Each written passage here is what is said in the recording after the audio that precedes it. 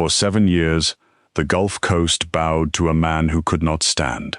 Dante Vale ruled from the top floor of the Black Pelican, a grand casino hotel built over the dark water of Biloxi, where the waves slapped the rotting pilings at night like quiet warnings from the sea.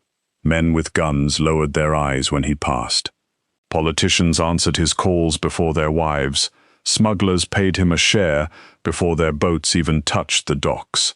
Yet every soul in that haunted old building knew the same cruel secret. Dante Vale, the most feared boss on the coast, sat trapped in a reinforced chair with dead legs, a cold heart, and a kingdom full of people waiting for him to break. The Black Pelican had once been beautiful, in the way rich places were beautiful, when no one asked where the money came from. Crystal lights hung over the casino floor. Red carpets ran through the lobby like rivers of dried wine. Gold trim climbed the walls, chipped in places where the salt air had eaten through the shine. Outside, the hotel rose from the water on thick concrete legs, its lower service levels built over tunnels that groaned whenever storms rolled in from the Gulf. Tourists came for the slot machines, the poker tables, the free drinks, and the old music floating from the lounge near the aquarium bar. They never saw the other Black Pelican, the one behind locked doors and mirrored elevators, the one where quiet men carried sealed envelopes, where doctors signed private records, and where Dante Vale watched his empire through screens.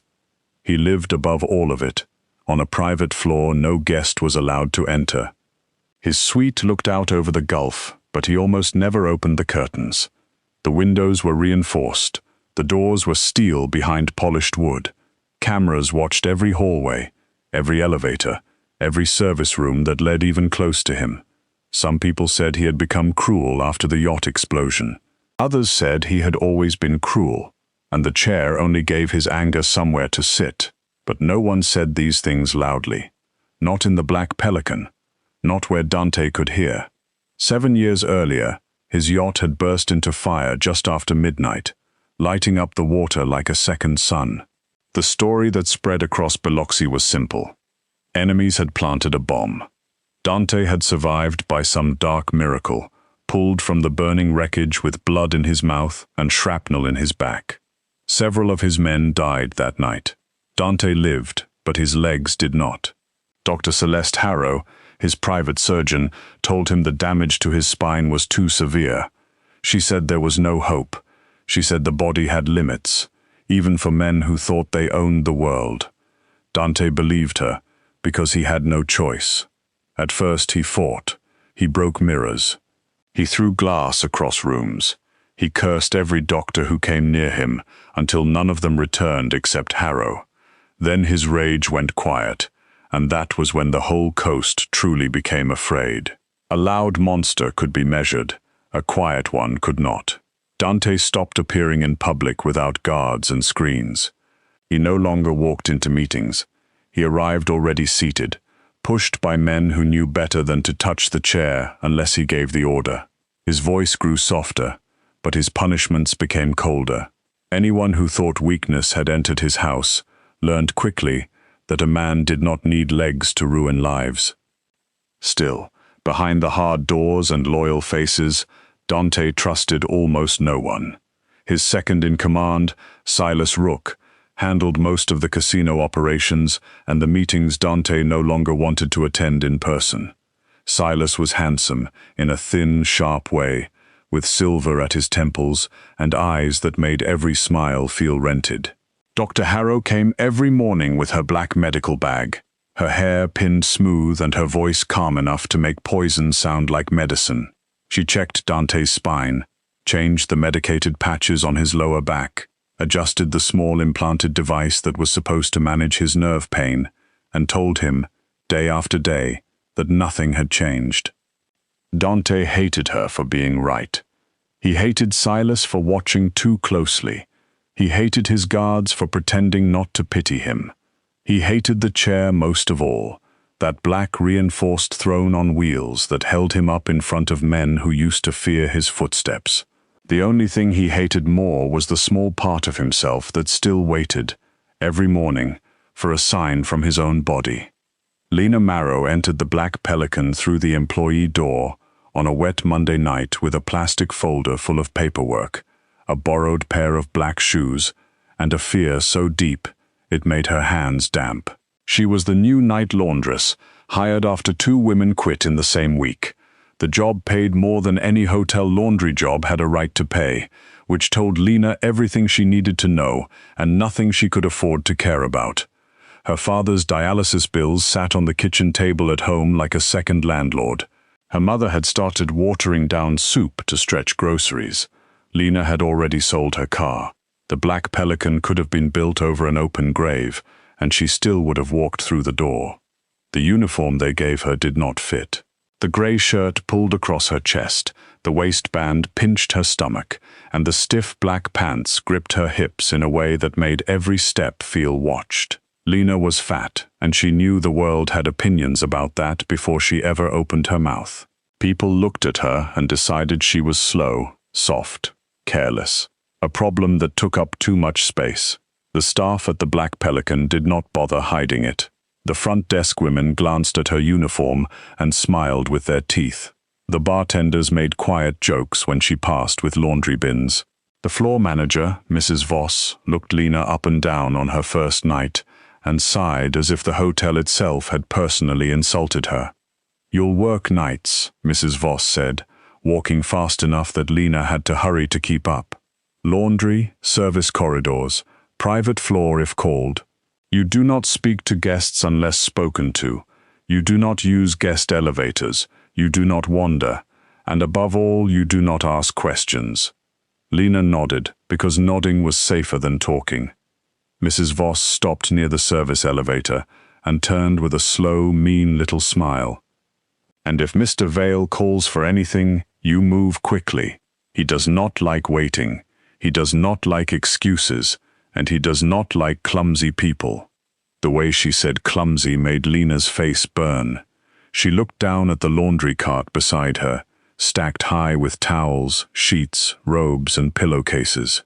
The cart was almost as wide as the hallway.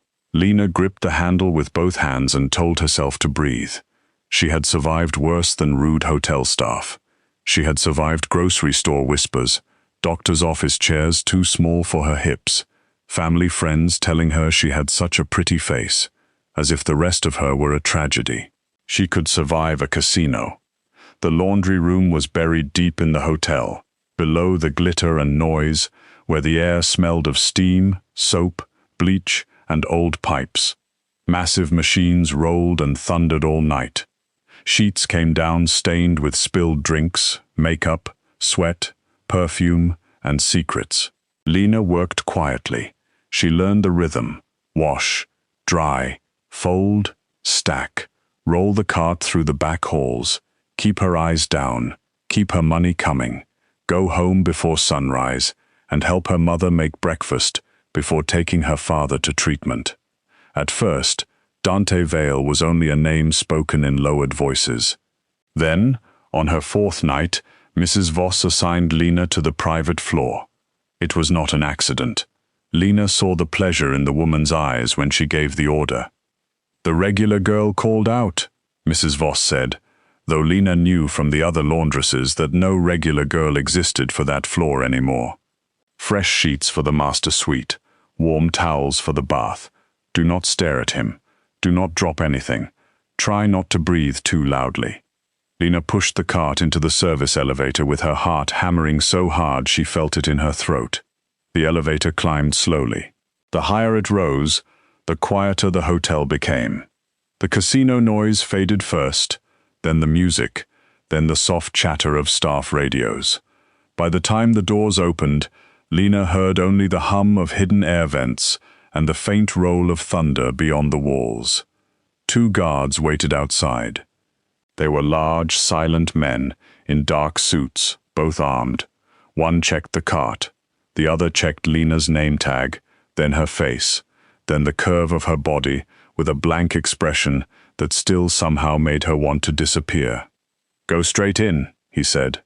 "Leave the linens by the dressing room. If he speaks, answer. If he does not, leave." Lena nodded and pushed the cart forward. Dante Vale's suite was colder than the rest of the hotel. Not in temperature exactly, but in feeling. The air had no softness in it. Everything was dark wood, black stone, grey silk and glass. Monitors lined one wall, showing different parts of the casino and docks. A fire burned low in a wide fireplace, but it gave little warmth. Near the windows, with the stormy gulf hidden behind heavy curtains, Dante sat in his chair. Lena knew she should not stare. She stared anyway. He was not old, not the way she had imagined from the stories.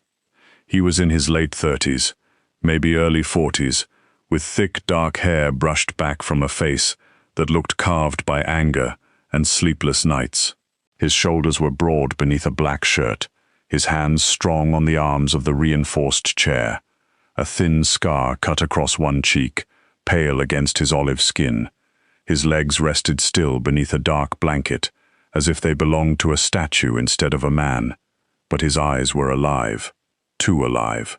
They moved to Lena the moment she entered, sharp and cold enough to stop her breath. "You're new," he said. His voice was quiet. That made it worse. "Yes, sir," Lena answered, gripping the cart. "I'm Lena. Laundry. I didn't ask your name." Her cheeks burned. "No, sir." He looked back at the screens. "Put the sheets where they belong." Lena moved carefully, trying to make no sound. The cartwheel squeaked once, and she nearly died from embarrassment. Dante said nothing.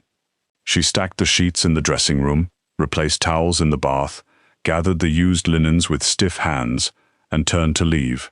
She was almost to the door when his voice stopped her. "You're afraid of me." Lena froze. Every smart answer fled her mind. "Yes, sir," she whispered. For a long moment, there was only the fire and the storm beyond the glass. "At least you're honest," Dante said. "Go." She went. After that, Lena was sent to his floor more often. Mrs. Voss pretended it was because Lena needed discipline. The other staff whispered that Dante would chew her up and send her crying back to whatever cheap apartment she came from. But Dante did not chew her up. Not exactly. He was rude. He was demanding. He gave orders without looking at her. He once made her refold an entire stack of towels because one edge was uneven. Another night, he told her to stop hovering when she was only trying to figure out where to put fresh blankets. But he never mocked her body. He never called her slow. He never looked at her with the thin disgust she knew so well. His gaze was harsh, yes, but it was harsh with everyone. Strangely, that made it easier. Lena learned his room the way she learned the laundry machines. Which drawers held medical linens. Which table had to stay clear for Dr. Harrow's morning trays. Which corner of the suite his guards avoided because the security camera had a blind spot Dante did not know about, though Lena noticed it while dusting the floor lamp. She learned that he liked his towels hot, not warm, that he hated lavender soap, that he drank coffee late at night but rarely finished it, that when the nerve pain was bad, his jaw tightened before his voice did, that he never asked for help picking up anything he dropped, even if the object lay inches beyond reach, because asking seemed to cost him more than pain. One night, Lena found a book on the floor near his chair. It had fallen open, pages bent against the rug. Dante was alone, staring at it with a darkness in his face that made the whole room feel smaller. She stepped inside with fresh pillowcases, saw the book, and stopped. "Leave it," he said before she could move. Lena swallowed. The book was face down. Its spine was bending. Her father loved books, and used to scold her for doing that when she was little. "I can pick it up," she said softly. I said leave it. She should have obeyed. Instead, she set the pillowcases down, walked over, and picked up the book. She smoothed the bent pages with gentle fingers and placed it on the table beside him. Dante looked at her, as if no one in 7 years had dared disobey him over something so small. "Are you stupid?" he asked, "or just tired of living?" Lena's hands shook, but she met his eyes for one brave second. Books shouldn't be left like that. Silence filled the suite. Then Dante gave a low sound, not quite a laugh. It was rusty and brief, gone almost before it existed. "Get out, Lena." She did, but after that, he used her name. The storm came 3 weeks after Lena started working the private floor. It rolled in from the Gulf with heavy clouds and wind that made the hotel windows moan. By midnight, rain hammered the glass dome over the ballroom. The casino lights flickered twice, and the lower tunnels smelled like seawater. Guests cheered when thunder shook the building, thinking it made the night exciting. Staff moved faster. Security spoke into radios. Somewhere below the lobby, pumps kicked on with a deep mechanical groan. Lena was in the laundry room pulling towels from the industrial warmer when Mrs. Voss burst in, angry and damp from the service hallway. "Private floor," she snapped. "Now. Medical wing lost partial power. Mr. Vale needs heated linens." Lena loaded the towels into a canvas bundle and hugged them against her chest. They were almost too hot through the fabric, but Dante liked them that way. The service elevator was slow, jerking once between floors as thunder cracked overhead. Lena whispered a small prayer, not because she was especially religious, but because fear sometimes needed somewhere to go. When she reached Dante's suite, the guards were distracted. One was arguing into his radio. The other waved her through without checking the cart she did not have. Inside, the lights flickered low, came back, then dimmed again. The monitors on the wall blinked in uneven patterns. Rain lashed the hidden windows so hard it sounded like handfuls of gravel being thrown at the glass. Dante sat near the bed, his chair angled away from the fireplace. Dr. Harrow's equipment tray stood nearby, half covered with a cloth. Dante looked paler than usual, his mouth tight with pain. His blanket had slipped slightly, revealing the still shape of his legs beneath dark trousers. "Put them in the warmer drawer," he said. "Yes, sir." Lena moved across the room carefully, but the storm had changed the suite. A cable from one of the backup machines had been pulled across the floor, black against the dark rug. She saw it too late. Her shoe caught. Her body pitched forward. She gasped, trying to save the towels, but the bundle flew from her arms and landed across Dante's lap, spreading over his thighs in a rush of heat. The room stopped. Lena froze on her knees, palms against the rug, her whole body going cold with terror. "I'm sorry," she whispered. "Mr. Vale, I'm so sorry. I didn't see the cable. I'll fix it. Quiet." The word was soft, terrible. Lena clamped her mouth shut. Dante was staring at his legs. At first, she thought he was angry because the towels were too hot, because she had touched him by mistake, because she had done the one thing Mrs. Voss warned her not to do. But then she saw his face. The rage was there, yes, but beneath it was something stranger. Wonder, fear, a kind of disbelief so raw it made him look almost young. "Do not move," he said. Lena did not even breathe. Dante's hands gripped the arms of his chair. His knuckles turned white. His eyes stayed fixed on the towels lying across his left thigh. "You dropped them where?" "I don't understand," Lena whispered. "Exactly where?" he said, voice rougher now. "Show me." With shaking hands, Lena reached toward the towels. "Here. Don't lift them yet." She stopped. Dante closed his eyes. His jaw tightened. The muscles in his neck stood out. Seconds passed. The storm roared. Somewhere beyond the suite, a generator coughed to life. Then Dante sucked in a breath. It was small, almost nothing, but Lena heard it. His left thigh moved. Not much. Not enough for anyone to call it movement if they had not been watching with terror-sharpened eyes. But under the towel, beneath the dark fabric of his trousers, something twitched. Lena's heart slammed against her ribs. Dante opened his eyes. "Put another one there," he said. "Sir?" "Now." Lena grabbed a fresh towel from the scattered bundle. Her hands were trembling so badly she almost dropped it again. She folded it once and laid it gently over the same place on his thigh. Dante stared down at it as if the cloth were a loaded gun. A second passed, then another. His leg twitched again. This time, there was no mistaking it. The air left Dante in a sound that was almost a laugh and almost a wound. His face went empty in a way that frightened Lena more than anger ever had.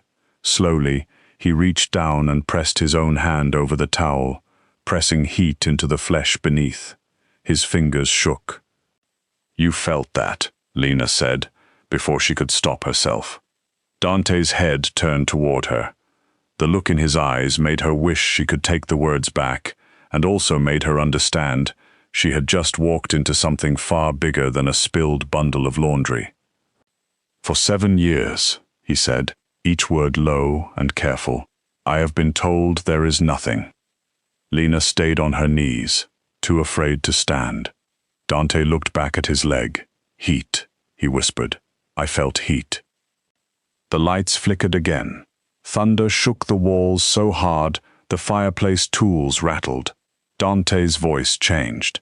It became calm, not peaceful, but controlled, sharp and deadly. "Lock the door." Lena stared at him. "What?"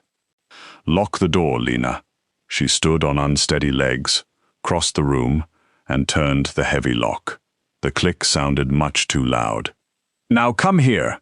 She obeyed, because the whole world seemed to have narrowed to his voice. Dante reached behind his shoulder with stiff fingers and peeled something from the lower part of his back beneath his shirt. A square medicated patch came away from his skin. Lena had seen Dr. Harrow apply them before. Dante held it between 2 fingers, studying it as if it had teeth. "Dr. Harrow puts those on every morning," Lena said. "I know. Are they for pain?" "That is what she says." He rolled the patch slowly, then looked toward the floor near the bed. "There is a loose board under the rug. Lift it." Lena hesitated only a second before moving. The rug was heavy, but she managed to pull back the corner. Her fingers found the loose plank. It came up with a soft creak, revealing a narrow hollow beneath. "Put it there," Dante said. She took the patch from him. Their fingers brushed. His skin was warm. Hers was ice cold. She placed the patch beneath the floorboard and lowered the wood back into place. "Tomorrow," Dante said, "she will put on another. I will remove that one too. You will hide it." Lena looked at him in horror. "Mr. Vale, I'm not a doctor." "No," he said. "That is why I trust you." Those words settled between them like a secret, too heavy for the room. Lena wanted to run. She wanted to open the door, walk back to the laundry room, fold sheets until sunrise, and pretend none of this had happened. But Dante Vale was looking at her not like a servant, not like a joke, not like a clumsy fat woman who had tripped over a cable, but like she had become the only living person in his dark, locked world. "What if stopping them hurts you?" she whispered. A faint smile touched his mouth, but there was no humor in it. "Lena," he said, "I have been buried alive inside my own body. Pain would be a welcome guest." From that night on, the Black Pelican changed shape around her. To everyone else, Lena was still the quiet laundress with the too-tight uniform and tired eyes. Mrs. Voss still snapped at her. The bartenders still joked. The front desk girls still looked through her as if she were part of the wallpaper. But every night, hidden beneath stacks of towels and folded sheets, Lena carried Dante Vale pieces of hope. At first, it was only heat, heated towels, warm compresses, rubber hot water bags taken from storage rooms no one used. Dante would sit in silence while she placed them along his thighs, calves, and feet. Sometimes he felt nothing. Sometimes his jaw clenched and his eyes sharpened. Once, when heat touched the inside of his left knee, his hand shot out and gripped Lena's wrist so hard she nearly cried out. "Did it hurt?" she asked. "Yes," he breathed. She should not have smiled. Pain was not a happy thing. But Dante saw it and, After a moment, smiled too. Soon, Lena brought more. Old physical therapy books from the public library. Stretching bands ordered online under her cousin's name. Notes copied from medical websites during breaks in the laundry room. She knew enough to know she did not know enough, and that terrified her. But Dante refused every idea that involved another doctor, so Lena learned slowly, carefully. She moved his legs through small motions. She counted under her breath. She watched his face for pain. She apologized too often, and he told her to stop until the word sorry began to feel like something she did not owe the world. Dante was not gentle during the early days. Pain made him vicious. Shame made him worse. One night, when his right leg refused to respond after 20 minutes of trying, he shoved the therapy band away and cursed so sharply Lena flinched. "Go back downstairs," he snapped. "Fold your sheets. That is what they pay you for." Lena stood very still, her hands pressed together to hide their shaking. Dante looked away first. "I didn't mean that," he said after a long silence. "Yes, you did," Lena answered softly. "But I know you were angry." His eyes cut back to her, surprised by the calm in her voice. She bent, picked up the band, and placed it back in his hand. "Try again." Something shifted after that, not all at once, not like a door opening, but like a lock remembering it had a key. Dante still snapped. He still glared at his useless muscles as if he could threaten them back to life. But he began to listen when Lena spoke. He began to let her adjust his legs without barking orders. He began to ask what she had read, what she thought, what she noticed. And Lena noticed everything. She noticed that sensation returned more often when he had been without the patches for at least half a day. She noticed that his mind seemed clearer at night than in the morning after Dr. Harrow's visits. She noticed that his hands shook less when he skipped the little white pills Harrow left in a silver case. She noticed Dante watching Harrow with a new stillness, saying nothing while the doctor checked his reflexes and lied straight to his face. Lena was there one morning by accident, changing towels in the bath when Dr. Harrow arrived early. The doctor did not like seeing her. "Laundry staff should not be on this floor during medical care," Harrow said. Dante did not look at Lena. "She stays." Dr. Harrow's smile did not move her eyes. "Of course."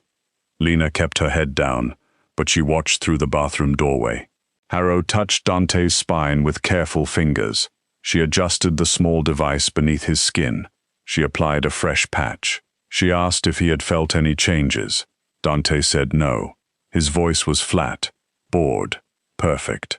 "Nothing at all?" Harrow asked. "Dead is dead, doctor." Lena felt the lie pass through the room like a hidden blade. When Harrow left, Dante peeled off the patch and handed it to Lena without speaking. She hid it under the floorboards with the others. Days passed, then weeks. Dante's body woke in cruel little pieces. Heat became pressure. Pressure became pain.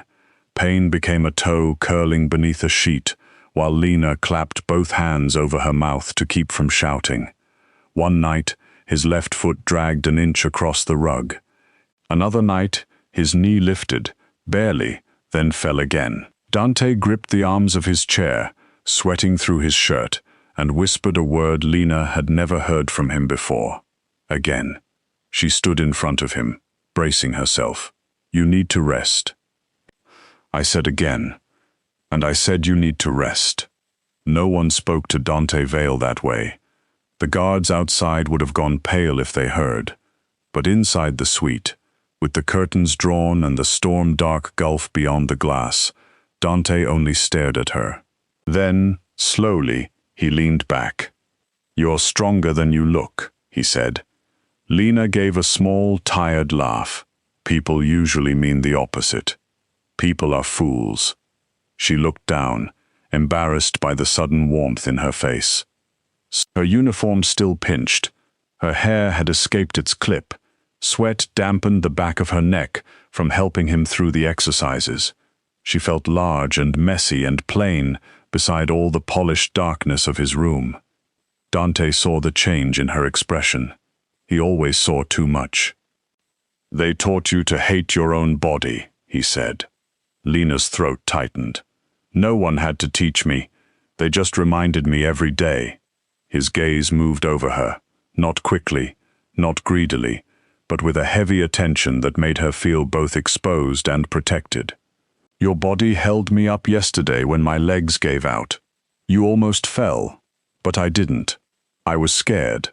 I know." His voice softened, just slightly. "And you held anyway." Lena looked at him then, really looked. The terrifying boss in the chair, the broken king, the man the coast feared. His face was tired, his shirt wrinkled, his hair slightly damp from pain, but his eyes were fixed on her, like she had done something impossible. "You are not weak, Lena Maro," he said. "Soft is not weak. Big is not weak. Kind is not weak. The people who made you believe that needed you small because they could not stand what you might become." No one had ever said anything like that to her. Not like it was fact. Not like he was angry on her behalf. Lena's eyes burned, and she hated herself for it, but Dante reached out and took her hand before she could turn away.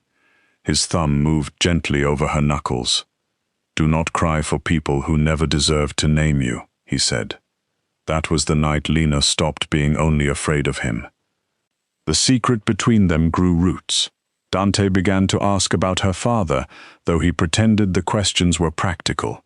Lena told him about dialysis in short pieces, about bills, about her mother falling asleep at the kitchen table with a calculator in her hand. The next week, an anonymous grant cleared 3 months of medical expenses from the clinic account. Lena knew it was him. Dante denied it with such lazy arrogance that she almost laughed. "You shouldn't have done that," she said. "Done what?" "You know what? I own many companies. Money moves. Perhaps your clinic was lucky." Dante. It was the first time she used his first name. The room went still. His eyes lifted to hers. Something dark and quiet moved through his face. Not anger this time. Something more dangerous. "Say it again," he said. Lena's heart stumbled. "I should get back to work." His mouth curved, almost a smile. Coward. She left with her cheeks burning and his low laugh following her into the hallway. But the Black Pelican had ears, and secrets were never safe for long inside a house built by criminals. Lena noticed the first change in the guards. One of Silas's men began lingering near the laundry room. Mrs. Voss started asking where Lena went during her breaks. Dr. Harrow's visits grew longer, her questions sharper, her eyes colder whenever Lena entered the suite. Dante noticed too. He said little, but his old loyal guards began appearing in hallways where Silas's men used to stand. The private floor became quieter, tighter, like the air before a storm. Then Lena heard her name in the closed aquarium bar. It happened near dawn, when the casino was half asleep and the night staff moved like ghosts through the lower levels.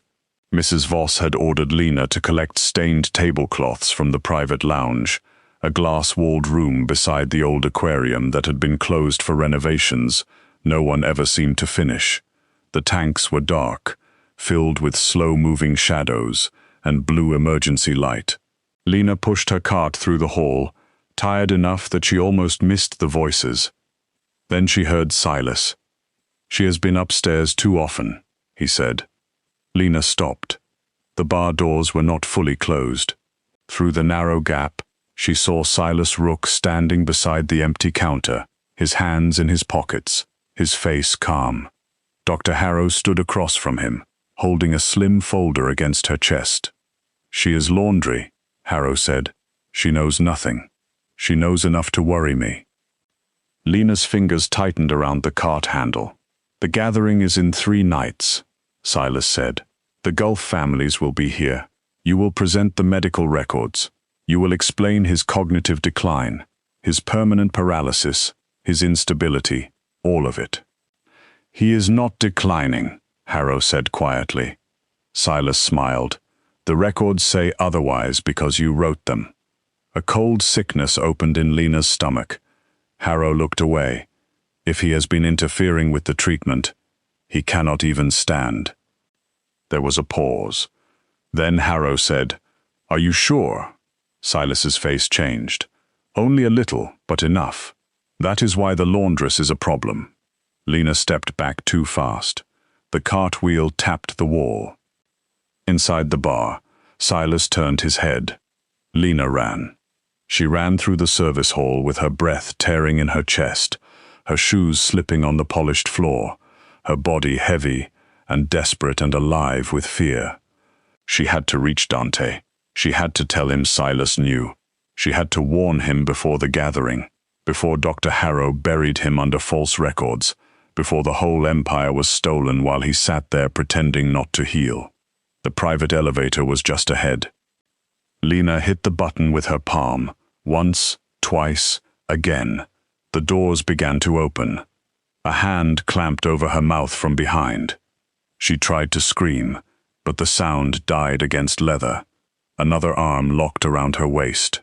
She kicked back hard, catching someone's shin, and for one wild second she almost broke free.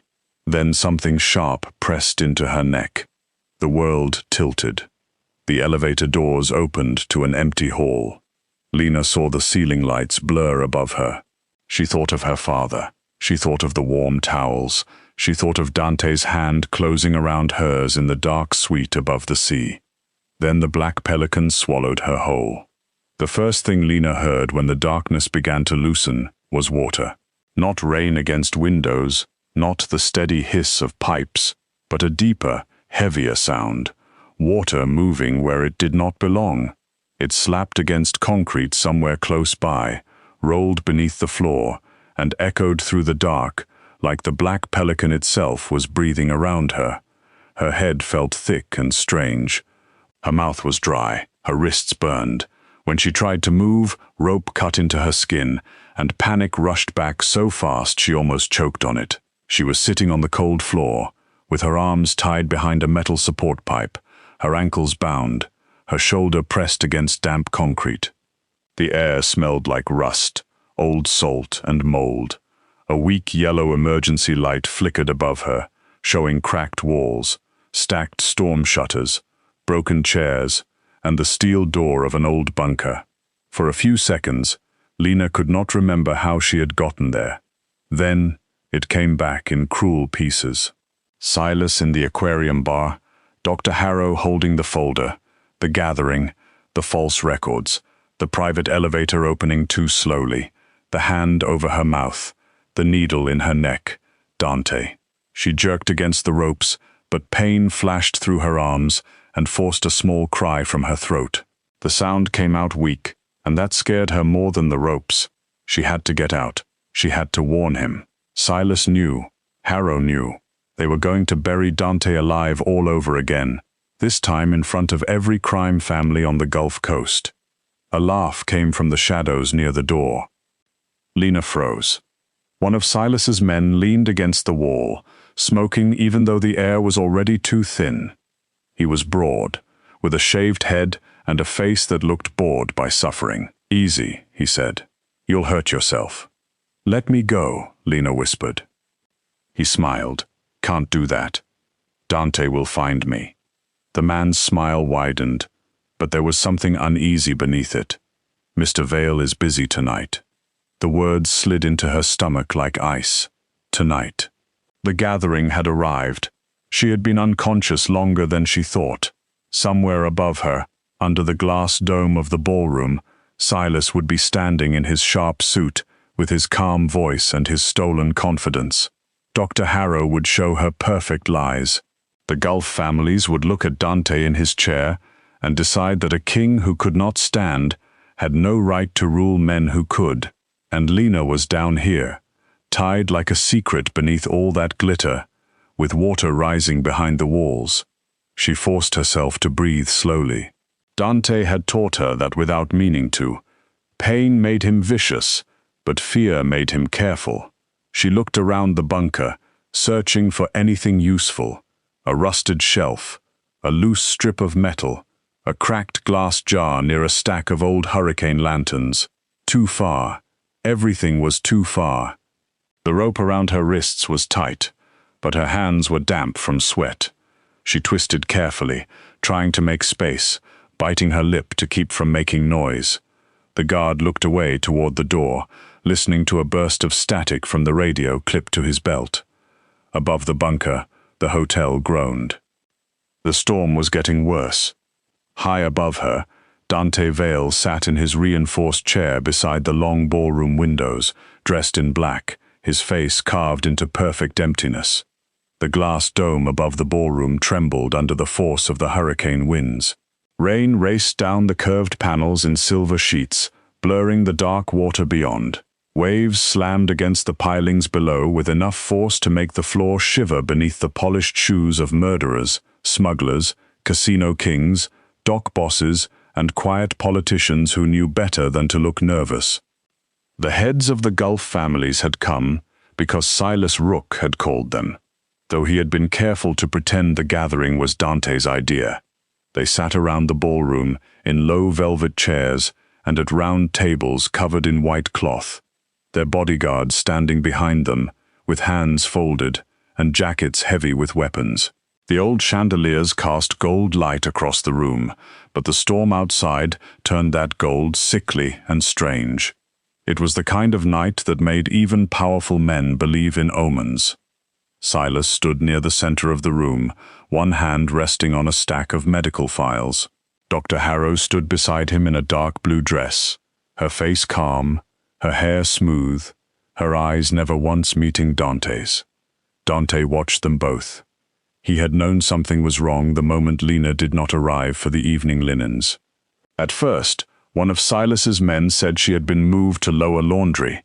Then Mrs. Voss, pale and sweating, said Lena had left early. Then another man claimed she had been caught stealing from a guest suite and had run when confronted. Each lie was worse than the last. Each lie told Dante the truth. If Lena were dead, they would have shown him a body disguised as an accident. If she had truly run, Silas would have acted insulted, not careful. They needed her alive. Leverage, bait, or insurance. Dante had not shouted. That frightened his loyal men more than rage would have. He had simply sent 3 of his old guard into the lower levels and ordered the rest to wait for his signal. Then Silas began. "My friends," Silas said, his voice carrying smoothly through the ballroom. "No one here needs to be reminded of what Dante Vale built. For years he held the Gulf Coast together with discipline, intelligence, and strength. No one honors that more than I do." Dante's fingers rested loosely on the arms of his chair. His face did not change. "But we are men of reality," Silas continued, "and reality does not care about memory. An empire cannot be ruled by memory. It cannot be ruled from behind locked doors and medical screens. It cannot be ruled by a man whose body has failed and whose mind, according to repeated private evaluation, has begun to follow." A murmur moved through the room. Dante looked at Dr. Harrow. She opened the folder. Her voice was soft, professional, and poisoned. "The spinal trauma from Mr. Vale's accident remains complete and irreversible. In addition, there has been marked cognitive decline over the last 18 months. Paranoia, violent mood shifts, impaired judgment, refusal of proper treatment." She passed copies of the records to the men nearest her. Papers moved from hand to hand. False scans, false notes, false dates. Every lie dressed in clean medical language. Dante almost admired the beauty of it. Almost. Silas stepped forward, letting the room have the weight of her words. "The yacht explosion took much from this family. We all know that. But loyalty cannot mean sinking with a man who refuses to accept he is no longer fit to lead. Tonight, for the sake of every route, every table, every port, every judge, every sheriff, every dollar tied to this coast, we decide whether the Vale Empire needs a man who can stand on his own." That line landed exactly where Silas wanted it to land. Several men looked toward Dante's chair. Dante lowered his gaze, hiding the cold smile trying to rise at the corner of his mouth. The vote began with old August Bell, a casino boss from Mobile whose hands shook from age but not fear. He cleared his throat and looked between Dante and Silas. "Dante," he said slowly, "you know I have respected you for 20 years, but these files—" The ballroom doors opened.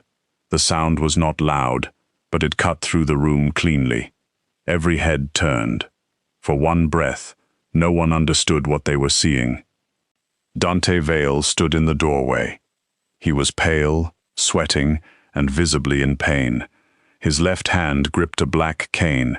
His right hand rested on the shoulder of Tomas, the oldest of his loyal guards, though he pushed the man away after one step, because pride was still pride, even when it hurt. His legs trembled beneath him. Every inch forward cost him. It was written in the tight line of his mouth, the dampness at his temples, the dangerous shine in his eyes. But he was standing. He was walking. Not smoothly, not easily, but on his own feet, under the chandeliers, in front of the men who had come to watch his throne change hands. The silence was so complete that the storm sounded suddenly far away. Silas's face emptied. Dr. Harrow took one step back. Dante walked into the ballroom like a ghost that had grown flesh again. He did not hurry. He let them watch. Let them feel every impossible step. Let Silas understand that the lie he had fed for 7 years had finally come to the table hungry. When Dante reached the center of the room, he stopped. Tomas stayed close behind him, ready to catch him if his legs failed, but Dante did not fall. He leaned on the cane, lifted his head, and looked at every man who had been ready to vote him into a living grave. "My body," he said, voice rough but steady, "was never dead." No one moved. Dante turned to Silas. It was kept quiet. Silas recovered enough to smile, though the expression looked thin and wet. "Dante, this is reckless. You are clearly under distress." Dr. Harrow explained that sudden spasms may create the illusion of enough. The word cracked through the ballroom. A side door opened, and 2 of Dante's guards brought in Dr. Harrow's assistant, a young man with a bruised cheek and eyes full of terror. Behind him came another guard holding a locked medical case. Then a third man entered with a tablet already connected to the ballroom screens. Dante did not look away from Silas. "Show them." The screens lit up. Medical logs appeared first. Real ones, hidden ones. Shipments of restricted nerve blockers ordered under false clinic names. Payments routed through shell accounts. Adjustments to Dante's spinal implant made on days when Harrow's official notes claimed she had only checked his blood pressure. Then came a video. Dr. Harrow sat in a narrow storage room, face pale, voice trembling, confessing into the camera. She admitted to disabling the implant after the yacht explosion. She admitted to using medicated patches to dull nerve response and keep Dante's mind fogged. She admitted Silas had ordered it. She admitted the explosion had not been an enemy attack at all, but the first failed step in Silas Rook's long plan to take the Vale Empire without killing the man whose name still frightened the coast. The ballroom shifted from silence to danger. Men who had leaned towards Silas now leaned away from him. Bodyguards adjusted their stance. Old alliances broke in the space between breaths. Silas looked at Harrow with naked hate. She stared at the floor. Dante took one step closer to him. His knee nearly buckled, but he forced it straight. "For 7 years, Dante said, you pushed my chair. You spoke for me in rooms where my voice should have been enough. You smiled beside me while feeding poison through the hands of a doctor. You kept me alive because my name opened doors you could not open. You kept me powerless because you were too small to build anything of your own." Silas's hand twitched near his jacket. Tomas had a gun aimed at him before he could blink. Dante's voice dropped lower. "Where is Lena?" Silas breathed once, slowly. "Who?" Dante smiled then, and every man in that ballroom remembered why the Gulf Coast had feared him long before the chair. Wrong answer. Tomas stepped forward and pressed the barrel of his gun beneath Silas's jaw. Dante leaned closer. You have lost the empire. You have lost the room. You have lost every friend who came here believing you were the future. Do not make the mistake of thinking you still have time to lie. Silas's calm broke at last. Sweat shone along his hairline. His eyes moved around the ballroom, searching for help and finding none. She is alive, he said. Dante's hand tightened on the cane. Where? The old storm bunker, Silas said, below the east service tunnels. But you cannot go down there. The lower levels are flooding. The pumps failed when the power grid surged. By now the access corridor is probably under 3 feet of water. Dante turned before Silas finished speaking. Dante, August Bell called, rising halfway from his chair. Your men can handle it. Dante kept walking. Every step was agony. His legs shook, his spine burned, his body screamed for the chair, for rest, for the old belief that standing was impossible. But somewhere below him, Lena was tied in the dark because she had chosen him when every person in his world chose power. She had brought warmth back to dead flesh. She had held him upright when rage made him cruel. She had looked at a monster and treated him like a man. So Dante walked. The casino above was still bright and loud when he passed through the private corridors, but the storm had turned the lower hotel into a different world. Water leaked from ceiling seams. Emergency lights flashed red along the service stairs. Staff huddled near exits, whispering as Dante Vale moved past them on his own feet, supported by pain and fury. Some crossed themselves. Some backed against walls. Mrs. Voss saw him from the laundry doorway and went white as paper. Dante did not waste a word on her. The lower they went, the louder the water became. By the time Dante and his men reached the east service tunnel, the floor was already flooded. Cold water swirled around their ankles, then their calves. It carried bits of paper, broken glass, and casino chips that had somehow found their way below. The walls groaned with pressure. Somewhere ahead, metal banged again and again in the dark. Tomas grabbed Dante's arm. Boss, let us go first. Dante shook him off. Move. His legs nearly failed in the water. The cold cut into him, sharp and shocking, but even that was a miracle. He could feel it. 7 years of nothing, and now pain bit his calves like proof of life. He used the wall, the cane, Tomas when he had to, and pure rage when nothing else was enough. In the bunker, Lena heard shouting beyond the door. The guard heard it too. He straightened, pulled his gun, and cursed under his breath. The water had begun slipping under the door in thin, shining fingers. It spread across the floor toward Lena's shoes. Her wrists were raw from fighting the rope. Her head still swam from whatever they had given her, but fear had burned most of the fog away. The guard backed toward her, aiming at the door. Don't make a sound, he snapped. Lena looked at the water, then at the loose glass jar beside the old lanterns, still too far away. She pulled her knees toward herself as much as the ropes allowed, hooked one foot around the edge of a broken shutter, and dragged it closer with a scrape. The guard turned. I said don't move. The door shook under a heavy blow. He looked back. Lena kicked the shutter hard into the back of his knee. He stumbled with a shout. The gun went off, the sound exploding in the bunker, the bullet striking the wall above her. Lena screamed. The door burst inward almost at the same time, and Dante's men flooded through like shadows with guns. Tomas fired once. The guard dropped. Then Dante stepped into the doorway.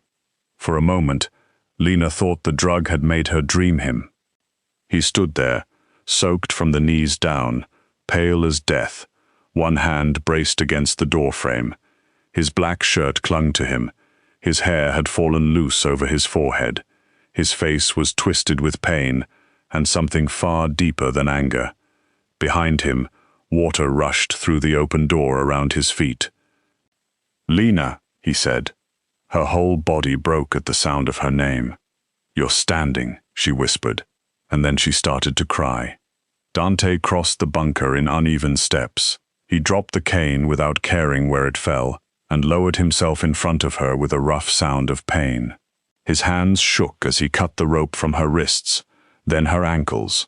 The moment she was free, she reached for him, and he pulled her into his arms so tightly the rest of the world disappeared.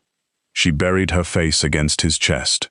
He was warm, real, alive, standing, even if barely. The man everyone had tried to bury had come through floodwater on ruined legs because of her. "I thought they would kill you," she sobbed. His hand cradled the back of her head. "They should have." She pulled back, staring at him through tears. "Don't say that." Dante touched her bruised cheek with his thumb, and his face hardened at the marks there. "Did they hurt you? I'm alive. That is not what I asked." She tried to smile, but it trembled. "I'm scared." His expression shifted. The fury did not leave, but it bent around something softer. "So am I." Lena stared at him. She had never imagined Dante Vale saying those words. He looked at her, like they cost him blood. "When you were gone, I understood something. I was not afraid of losing my empire.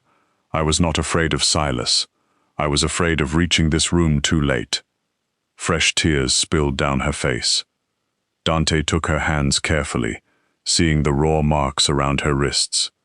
"You were never the weak one, Lena. Do you hear me? You walked into my prison with towels in your arms and gave me back the world. You stood beside me when I was cruel. You saw the lie when trained killers missed it. You are the reason I survived. You are the reason I stood." Lena shook her head. "I only helped." "No," he said. "You chose loyalty when betrayal was easier. In my world, that is rarer than gold." The bunker groaned around them.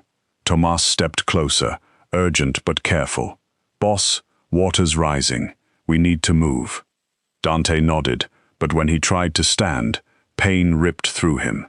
His leg buckled. Lena moved without thinking, sliding under his arm, wrapping her own around his back, planting her feet with all the strength people had mocked her for having.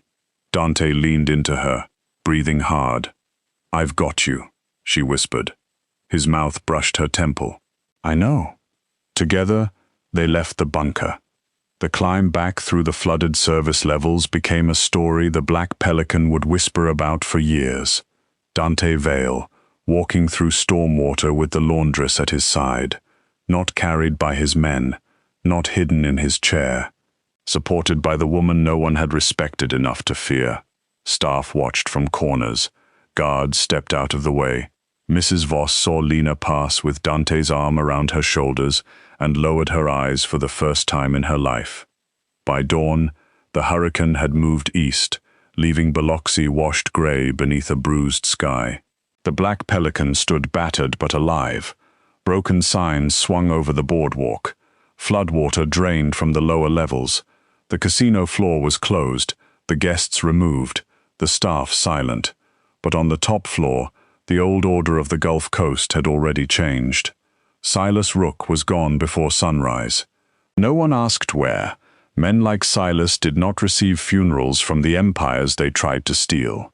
Dr. Harrow was handed to federal investigators with enough evidence to ruin not only her career, but every powerful person who had ever paid her to make inconvenient truths disappear. Her name, once spoken with respect, became a warning passed between private doctors and crooked lawyers from New Orleans to Tampa. The Gulf families stayed through the mourning, not because Dante asked them to, but because none of them wanted to leave before understanding what had risen in front of them. They gathered again in the glass-domed ballroom while workers cleaned rainwater from the marble and replaced broken panes above. Dante's reinforced chair sat near the head table, empty. He entered on foot, slowly, painfully, with a cane in one hand, and Lena beside him. She was no longer in her grey laundry uniform. Some time after the rescue, while she sat wrapped in a blanket and too shocked to speak, Dante had ordered clothes brought up from the private guest wing. What they found was a simple black dress, soft enough not to hurt her bruised skin, loose enough for comfort, but elegant in a way that made Lena feel strange inside her own body. Her hair was still damp. There was a fading mark on her cheek. Bandages wrapped both wrists. She did not look polished. She did not look like the sharp women who floated through the casino in silk and diamonds. She looked real. Dante placed her at the head table beside him. Not behind him, not near the wall, beside him. A murmur passed through the room. Dante heard it and let it live for 1 second before his cane struck the floor. The sound cracked across the ballroom. "This is Lena Maro," he said. "You knew her as laundry, because fools often mistake quiet work for low worth. She uncovered the conspiracy that some of you almost accepted as truth. She kept my recovery hidden. She risked her life, while men paid to protect me sold my blood for power. From this morning forward, she is under my name, my protection, and my authority." Lena's breath caught. Dante turned his head slightly, his dark eyes meeting hers in front of everyone. "And if she chooses to remain at my side, she does so as no man's servant." The words moved through her slowly. If she chooses. He had given orders to everyone in that room, but not to her, never to her. Not now. August Bell lifted his glass first. The old man's hands still shook, but his voice did not. To Lena Maro. One by one, the others followed. Some from respect, some from fear, some because they understood power when it entered a room wearing bandages and a black dress. Lena looked at the men raising glasses to her and felt something inside her loosen. For most of her life, she had tried to shrink before rooms like this could judge her. She had pulled at shirts, folded her arms over her stomach, apologized for brushing past people in narrow spaces. She had mistaken cruelty for truth because it came from so many mouths, but Dante stood beside her, breathing through pain, alive because her hands had held steady. The body she had hated had carried him. The softness she had hidden had comforted him. The strength others laughed at had pulled him out of the dark. Dante leaned closer. His voice meant only for her. "Do you want to leave?" Lena looked at him. The gulf shone gray beyond the repaired glass, wild and endless. Below them, the Black Pelican creaked over the water, no longer beautiful in the old way, but still standing. Like Dante, like her. "My father still needs treatment," she said softly. "Already handled." She gave him a look through tired eyes. Dante. His mouth curved. The clinic was lucky again. A small laugh escaped her. It surprised them both. Then his expression grew serious. "I am not an easy man, Lena. I cannot promise softness from the world I live in. I cannot promise peace. But I can promise you this. No one will ever make you invisible in my house again. Not while I breathe." Lena looked at his hand resting on the table. Strong, scarred, trembling slightly from the effort of standing too long. She placed her bandaged hand over his. "I don't want to be invisible anymore," she whispered. Something in Dante's face broke open. Not fully, not in a way the room could see, but enough for her. He lifted her hand and pressed his mouth gently to her bruised knuckles. The ballroom went silent again, but this silence was different. Not shock, not fear, recognition. By nightfall, the Black Pelican had reopened its casino floor. The slot machines rang. Cards slid across green felt. Music returned to the lounge. Guests whispered about the storm damage and the strange quiet among the staff, never knowing that the true hurricane had happened above and below them, in rooms they would never see. Mrs. Voss was gone. Silas's men were gone. Dante's old guard controlled the halls. The private medical wing was locked and stripped clean. In the top-floor suite, the curtains were open for the first time in years. Lena stood by the window, looking out at the moonlit gulf. The water was still restless from the storm, rolling silver beneath the hotel. Behind her, Dante rested in his chair, not because he was trapped in it now, but because healing was not magic. His legs needed time. His body needed patience.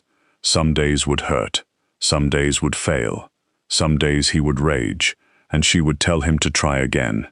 But the chair no longer looked like a prison. It looked like a thing he could leave. "You're thinking too loud," he said. Lena smiled without turning. "I'm thinking I should have stayed at the smaller hotel across town.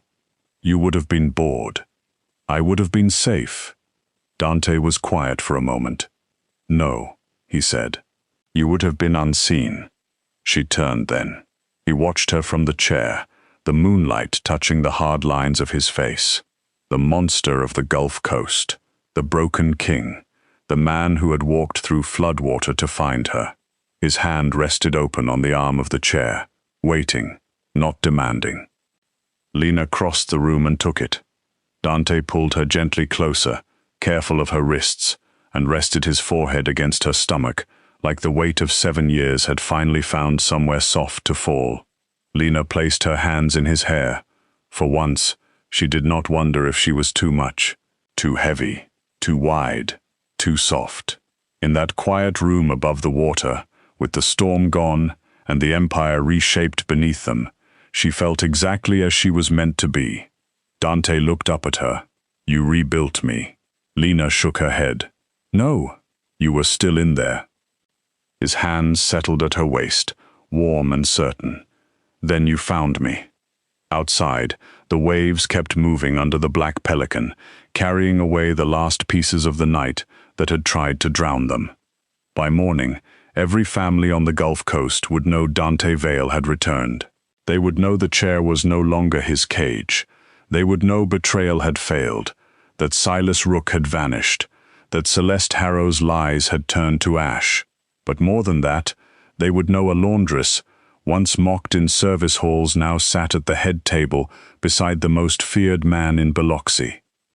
Lena Maro had entered the Black Pelican with aching feet, a bad uniform, and a heart trained to stay small. She had carried towels through dark corridors and found a secret hidden beneath 7 years of poison. She had warmed dead nerves, held up a falling king, and survived the storm beneath the casino. And when Dante Vale finally stood before the underworld again, he did not stand alone.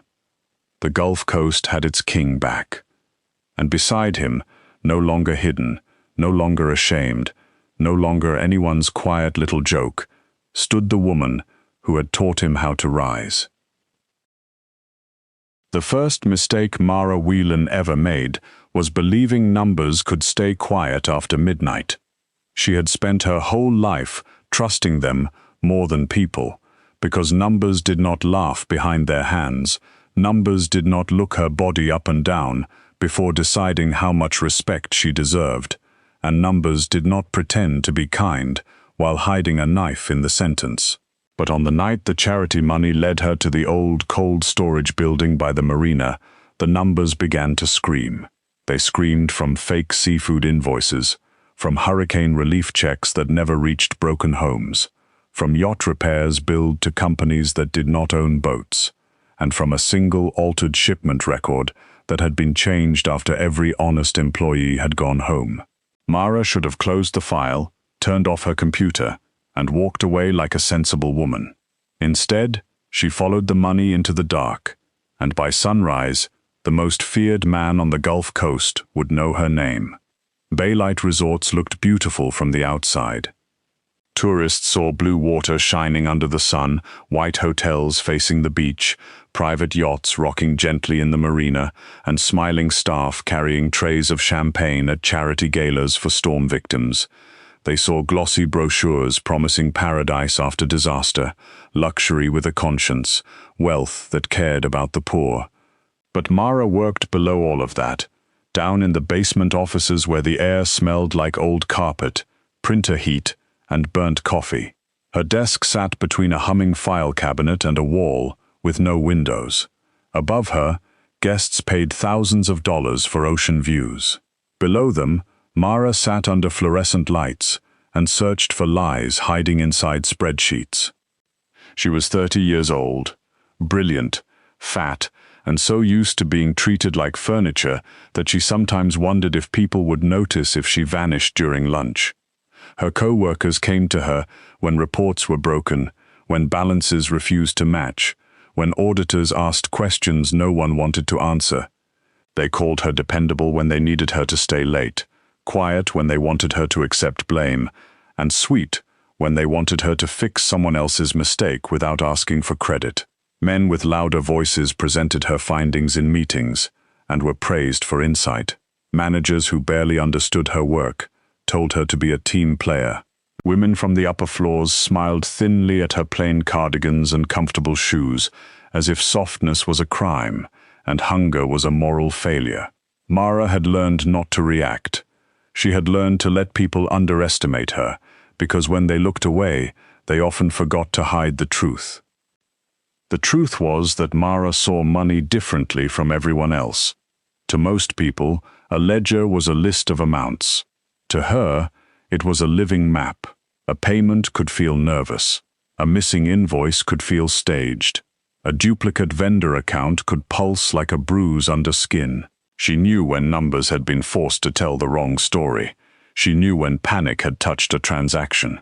And for 3 weeks, the Disaster Relief Foundation tied to Baylite Resorts had been whispering panic from every corner. The foundation was supposed to rebuild neighborhoods ruined by the last coastal storm. It was supposed to repair roofs, reopen small clinics, restore school buildings, and help families who had lost everything when the water came through their doors. At first, the accounts looked generous. Money moved out regularly. Vendors were paid. Receipts were attached. Signatures were in place. But Mara noticed the rhythm was wrong. The same seafood supplier received rebuilding funds for 5 different towns. A yacht maintenance company billed for temporary housing units. An offshore consulting firm with no staff collected emergency planning fees every Friday at 2 minutes past midnight. The amounts were never too round. That was what made them dangerous. Whoever built the system knew how honest fraud looked when it was dressed properly. By the time Mara found the name beneath the layers, her hands had gone cold around her coffee mug. Dante Vale. The name did not appear directly on the documents. Men like him did not write their names where ordinary people could see them. But it lived inside shell companies, family trusts, old dock contracts, and one private marina license signed by a judge who had once appeared beside Dante at a charity dinner. Everyone along the coast knew the stories. Dante Vale was called the Harbor King by men who only used the name when doors were locked. He controlled docks without standing on them, judges without speaking to them, and casino owners without needing to raise his voice. His father had built the family on smuggling and fear, but Dante had made it cleaner, quieter, and harder to touch. People said he was polite before he destroyed you. People said he never asked a question unless he already knew the answer. People said disappointing him was a way of becoming a rumor. Mara knew she should go to the authorities. She also knew that people with less evidence than this had disappeared into accidents, resignations, and tragic stories told by nervous spokesmen, so she did what she had always done. She gathered proof first, quietly, carefully. Late at night, when the basement emptied and the cleaning crew moved slowly through the halls, she copied payment trails, saved altered invoices, printed backup reports, and locked everything inside encrypted folders under names so boring no one would open them twice. She did not feel brave. Brave people seemed confident in stories. Mara felt sick most of the time, but fear did not make her stupid. Fear made her precise. The altered shipment invoice appeared just after 11 on a Thursday night. Mara had been comparing vendor records with marina storage receipts when a timestamp shifted on her screen. It was small, almost nothing. The kind of change most people would miss because most people wanted the day to end. A shipment marked for charity food distribution had been edited after hours by an administrative account that was supposed to be inactive.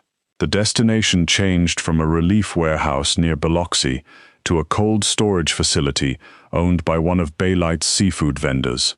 Mara stared at the address for a long time. Then she looked at the empty office around her, listened to the buzz of the lights, and felt the strange stillness that always came before a bad decision. The facility sat at the far edge of the marina district, where tourist lights faded and the working docks began. The building was long, pale, and ugly, with rust on the loading doors and weeds pushing through cracks in the concrete. Fog rolled in from the water, softening the edges of everything until the whole place looked half-dreamed and half-forgotten. Mara parked 2 streets away and walked with her phone in one hand and her keys clenched between her fingers. Her breath came too loud in her ears. Her body felt heavy with warning, but she kept moving, because the paper trail had brought her here, and the paper trail was the only thing in her life that had never lied without leaving marks. A side door near the loading bay had not latched properly. Mara slipped through and found herself inside air so cold it seemed to press against her bones. Rows of metal freezer units lined the walls. Plastic curtains hung from ceiling rails, shifting gently in the draft. The overhead lights flickered with a weak blue glow, turning every crate and pallet into a shape that seemed ready to move. The place smelled of salt, diesel, old ice, and something metallic beneath it. Mara almost turned back. Then she saw the crates. They were stacked near the rear of the building, marked with charity labels and storm relief codes she recognized from the Foundation accounts. Her heart climbed into her throat. She knelt beside the nearest crate and used a small box cutter from her purse to slice through the seal.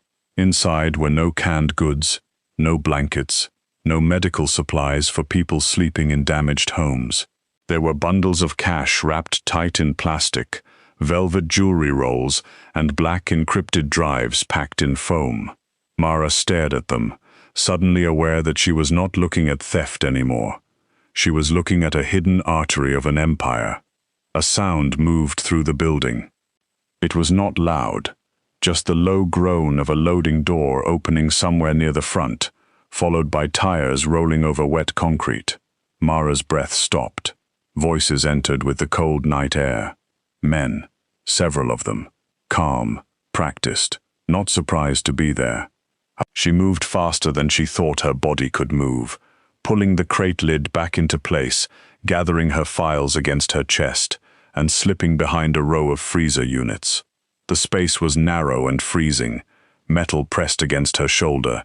Her own heartbeat felt violent enough to give her away.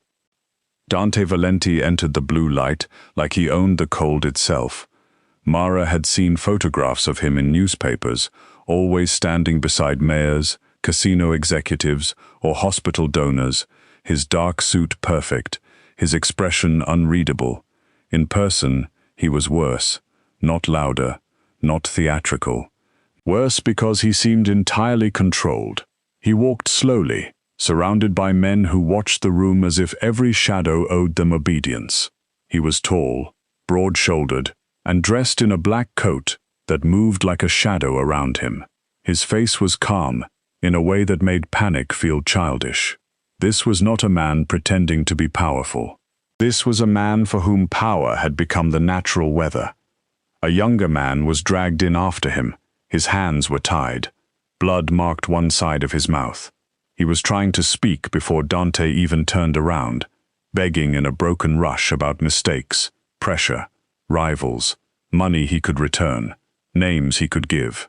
Dante listened without interrupting. That silence made the pleading worse. Mara crouched behind the freezer units with one hand over her mouth, every part of her wanting to look away, yet unable to move. She understood suddenly that numbers had only shown her the surface of this world. Here was the cost written in flesh and fear. Dante asked one question in a voice so quiet, Mara barely caught it. Who bought the route? The man on his knees shook his head, cried, and said he could fix it. Dante stepped closer. The men around him did not move. The cold room seemed to hold its breath. The lieutenant finally gave a name, then another, then promised loyalty with the desperation of a man trying to climb out of a grave after the dirt had already started falling. Dante looked almost sad for him, not merciful, just disappointed. The shot was sharp, contained, and final. Mara's body jolted before her mind could stop it. The files slipped against her chest. Her phone slid from the top folder, struck the concrete, and cracked the silence like a small bell. Every man in the room turned. For one impossible second, no one moved. Mara stared at the phone lying face up on the floor, its screen glowing in the blue cold. Then she ran. She pushed herself out from behind the freezer units, files clutched in both arms, shoes slipping on the damp concrete as she raced toward the side door. Someone shouted. Footsteps thundered behind her. She reached the door, pulled it open, and saw two men already waiting outside beneath the loading light. The whole building had been surrounded before she ever knew she was trapped. A hand seized her arm. Another took the files. Mara fought with a wildness that surprised even her, twisting, kicking, trying to make herself too difficult to hold. But the men were trained and cold and careful. They dragged her back into the freezer room, where the body lay still, and Dante Vale stood exactly where she had left him. Her knees trembled so hard she thought she might fall. She waited for terror to empty her out completely, but beneath it, something else rose. Anger. Not loud, not useful yet, but alive. Dante studied her without speaking. His gaze moved from her face to her Baylight employee badge, then to the audit files one of his men had taken from her. He opened the top folder. His expression did not change as he read, but the room changed around him. The men became quieter. The air seemed to sharpen. "What is your name?" he asked. Mara swallowed. Her throat felt scraped raw. Mara Whelan. Dante looked at another page, then another. "You followed this from Baylight?" She did not answer quickly enough. His eyes lifted back to hers.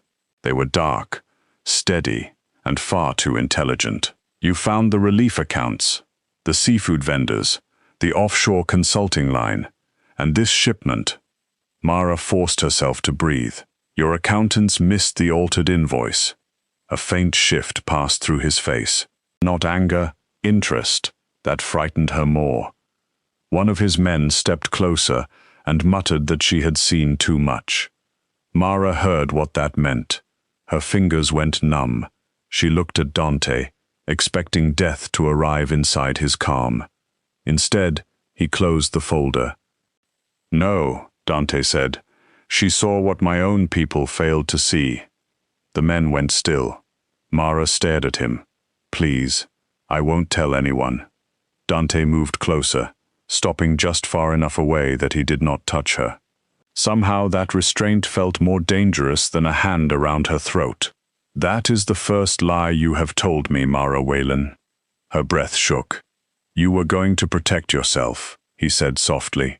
"Then you were going to give this to someone who could hurt me." Mara said nothing. The truth stood between them without needing her voice. Dante looked down at the files again, and when he spoke, his tone was almost thoughtful. "You understand fear inside numbers." "I understand theft," she whispered. His gaze returned to her face. "Then you will understand my world better than most." The cold seemed to deepen around her. "What does that mean?" Dante handed the folder to one of his men and gave a small nod. "It means you are not going back to Baylight tonight." Mara stepped back, but there was nowhere to go. "You can't do this." For the first time, Dante's mouth curved slightly, though there was no warmth in it. "People say that to me often."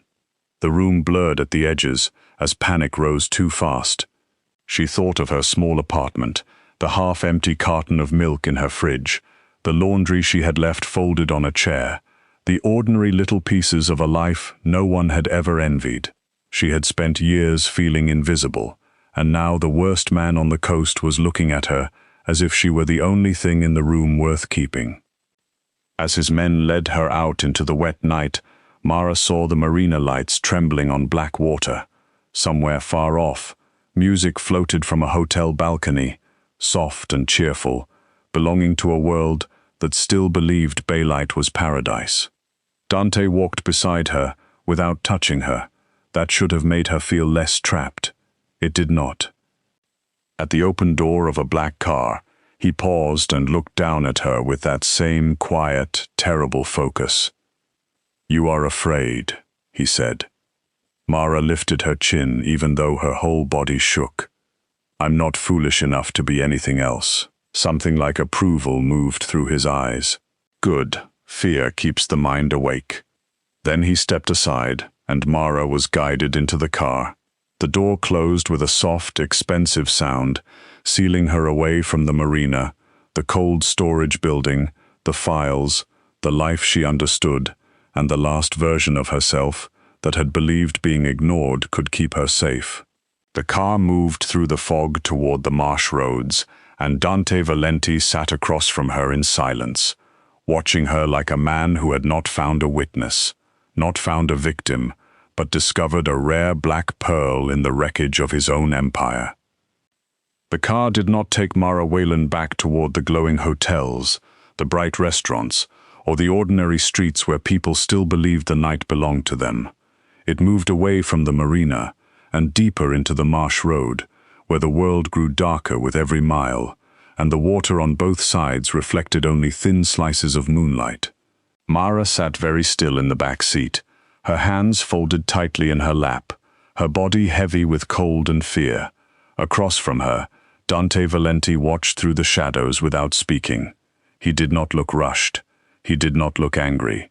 That calm was the worst part, because it told Mara this was not a mistake, not a sudden choice made in panic, not something he would regret once morning came. Dante Vale had seen her, measured her, and decided she would not be allowed to disappear again. Blackwater House appeared beyond a wall of old oak trees, rising from the marsh like something built to survive storms, wars, and ghosts. It was beautiful in a way that did not comfort her. Tall windows glowed behind iron balconies. White stone columns stood beneath a deep roof. Security lights moved slowly across the grounds, catching the shapes of armed guards beneath the trees. Cameras were hidden so neatly that Mara only noticed them because she had trained herself to notice what people tried hardest to hide. The gates opened before the car reached them, and when they closed behind her, the sound was soft, final, and almost polite. Inside, the mansion smelled of polished wood, rain, expensive soap, and old secrets. Marble floors reflected the chandelier light. Paintings watched from dark walls. Every hallway seemed wider than it needed to be, every door heavier than ordinary doors were meant to be. A house like this was not designed only for living, it was designed for control. Mara understood that before Dante said a word. She noticed the guard at the base of the staircase, the small black dome in the ceiling corner, the silent woman who appeared to take her damp coat but never met her eyes. The whole house seemed trained not to ask questions. Dante led her to a bedroom overlooking the marsh. It was larger than her entire apartment, with a carved bed, soft rugs, a private sitting area, and windows that looked out over black water and bending grass.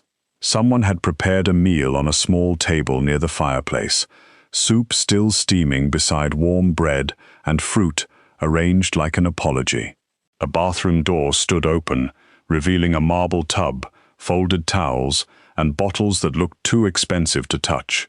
On the bed lay clean clothes in her size. Not guessed, not carelessly chosen.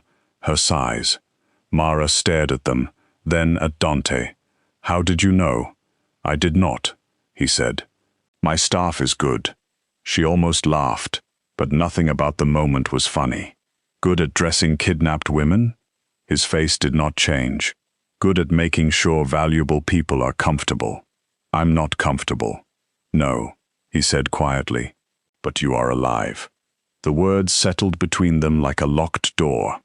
Mara looked toward the windows and saw nothing outside but darkness and the faint reflection of her own wide, pale face. She looked tired, frightened, and furious. Her plain blouse was wrinkled from being grabbed.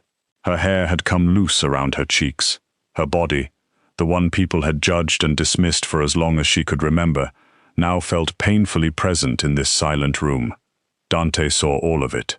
He did not glance away. He did not look embarrassed for her. He did not look through her. Somehow that made her feel even more exposed. He stepped closer, stopping just beyond arm's reach. "You will sleep here tonight. Tomorrow, we will talk. I want to leave."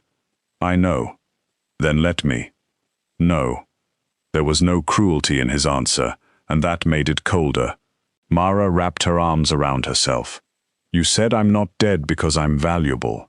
That doesn't make me safe." Dante studied her for a long moment. Safety is not always freedom. Mara looked him in the eye, though her knees still felt weak. "Then, it is not safety." Something flickered in his expression, something almost like respect. He turned toward the door. Before he left, one of his men entered with a slim black bracelet on a velvet tray. Mara's stomach tightened. Dante took it and held it out to her. "What is that?" "A security measure. A leash. A warning system," he corrected. "It will open certain doors for you. It will also tell my guards if you go where you should not." Mara backed away. "No." Dante's voice remained low. "Mara." The way he said her name made the room feel smaller. 2 guards waited in the hallway. The woman by the door lowered her eyes. Mara understood the shape of the choice. She could fight and lose, or she could remember every second of this, every person, every sound, every weakness. Slowly, she extended her wrist. The bracelet clicked shut around her skin. Dante looked at it, then at her. "You are not a prisoner." Mara held his gaze. "Then you should not need locks." He said nothing. Then he left, and the door closed behind him. For 3 days, Mara did not sleep well. She woke at small sounds, at footsteps in the hall, at rain tapping the windows, at dreams of cold blue light and a phone hitting concrete. She tested the room first. The windows did not open. The balcony door required biometric access. The hallway allowed her to reach the library, the dining room, and a glass-walled accounting room beside Dante's private office. Every other path brought a soft alarm from the bracelet and a guard appearing with a respectful apology that was not an apology at all. Dante did not rush her. That unsettled her more than threats would have. Each morning, coffee appeared exactly how she liked it, though she had never told anyone. Each evening, meals arrived rich and warm, and when she skipped them, Dante noticed. On the 4th morning, he found her in the accounting room, staring at a wall of file boxes and encrypted drives. "You did not eat dinner," he said. "I was busy being held against my will. You still need food. I need a lawyer. You need rest, food, and the truth." Mara turned toward him. The glass wall behind her reflected both of them together. Dante in a dark suit, clean and controlled. Mara in soft grey clothes someone had chosen for her, her thick arms folded across her chest. "The truth is that your family stole hurricane money through Baylight." Dante moved to the table and set a folder down. "Yes." The simple answer threw her off balance. "You admit it?" "I admit my system was used to steal from relief funds.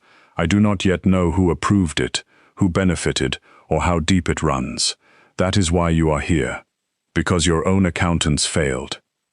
Because my own accountants are loyal but limited. And I'm supposed to fix your criminal empire?" His eyes stayed on hers. "You are going to tell me where it is bleeding." Mara laughed softly, but there was no humor in it. "And if I refuse?" Dante looked past her, through the glass, toward the marsh beyond the windows. "Then you will remain angry in a beautiful room, and I will wait. You think patience makes this better?" "No," he said. "I think patience is often more effective than force." That was when Mara began to understand him. Dante Valenti did not need to shout, because the world had already learned to lower its voice around him. He did not need to threaten often, because people remembered what happened after the first time. But with her, he used something different. Attention. Careful, relentless attention. He watched the way she read, the way her fingers moved across a ledger, the way she paused when a number bothered her. He brought her coffee before she asked. He had chairs changed when he noticed one pressed too tightly against her hips. He sent in a tailor who did not sigh at her measurements or try to hide her shape under stiff fabric. Dresses arrived that fit her body with a strange, almost painful kindness. Blouses that did not pull. Trousers that did not punish her waist. Soft colors, strong lines. Clothes made as if her body deserved design instead of apology. One evening, when she found a mirror in the library and caught herself looking less hidden than usual, Dante appeared in the doorway behind her. He did not smile. He only watched. "You look like yourself," he said. Mara's throat tightened in a way she hated. "You don't know me. I know people have spent years teaching you to shrink." She turned sharply. "And you think locking me in a mansion is different?" His expression hardened, not with anger at her, but with something aimed inward. "No. I think I am a selfish man who wants what he should not keep." The honesty was worse than a lie. Mara looked away first. As the days folded into weeks, Dante brought her deeper into the Valenti accounts. The family fortune was not one river. It was a swamp. Money passed through casinos, seafood companies, marina services, construction firms, church restoration funds, political donations, private security contracts, and offshore trusts that had been built by men who believed complexity was the same thing as safety. Mara saw through it with terrible clarity. She saw greed, she saw laziness, she saw old betrayals covered by new ones, and buried beneath decades of numbers, she saw a name that made the room tilt around her. Eamon Whelan, her father. At first, she thought it was a coincidence. Then she found the insurance file, the warehouse fire, the settlement fund, the judge signatures, the missing payments. 22 years earlier, one of the Valenti warehouses had burned after a storm. Families had lost businesses, savings, homes, pieces of their lives. Settlement money had been promised. Most of it had vanished. Eamon Whelan, an insurance investigator with a neat signature and stubborn notes in the margins, had found the theft. A month later, he was dead in what the official record called a drunk driving accident. Mara sat in the glass accounting room until the sun disappeared and the marsh turned silver-black outside. She read the file 3 times. Her father had not died because life was cruel in the ordinary way. He had died because he had found the same kind of numbers she had found. He had died because the Valenti family decided truth was expensive. Dante found her there after midnight. He saw the open file before she said anything. For the first time since she had met him, his control cracked. "Mara, did you know?" she asked. He did not answer quickly enough. Her voice became very calm. "Did you know your father killed mine?" "I knew there had been an investigator," Dante said slowly. "I knew there was an accident. I did not know the full file. I was young." "You were a Valenti?" "Yes." That was enough. He took one step toward her. She stepped back. Pain crossed his face, brief and dangerous, because it looked real. "My father built many things on blood," Dante said. "I have spent years cleaning what could be cleaned." "You cleaned the surface," Mara whispered. "You kept the house." The words hit him. She saw it. For one heartbeat, he looked less like the harbor king and more like a man standing inside a ruined inheritance. But grief did not free her. Regret did not raise her father from the dead, and whatever Dante felt, he still held the key to her cage. That night, Mara stopped waiting to be rescued. She began to map Blackwater House in her mind, the rhythm of the guards, the camera blind spots, the doors that opened for staff but not for guests, the way Dante's brother Nico drank too much after meetings and left his phone face up, the way Vittoria Valenti, Dante's cousin, smiled at Mara with perfect white teeth and hatred in her eyes, the way Father Santi, the defrocked priest who handled charitable accounts and old favors, watched her files as if they might begin speaking in court. the way Senator Halden visited with clean hands and hungry eyes, pretending politics made him better than criminals while taking their money through polished channels. Mara softened her voice around Dante. She stopped resisting every meal. She sat with him at dinner and let him talk about the coast, the ports, the impossible weight of ruling men who only understood fear. She listened when he told her his father had believed love made men weak. She let him believe her silence meant surrender. Sometimes, the danger was that part of her did understand him. He saw her mind with a clarity no one else ever had. He did not laugh when she spoke. He did not interrupt. When captains came to argue and she explained the numbers, Dante listened, and the room followed. Men who once would have dismissed her now lowered their eyes when she entered.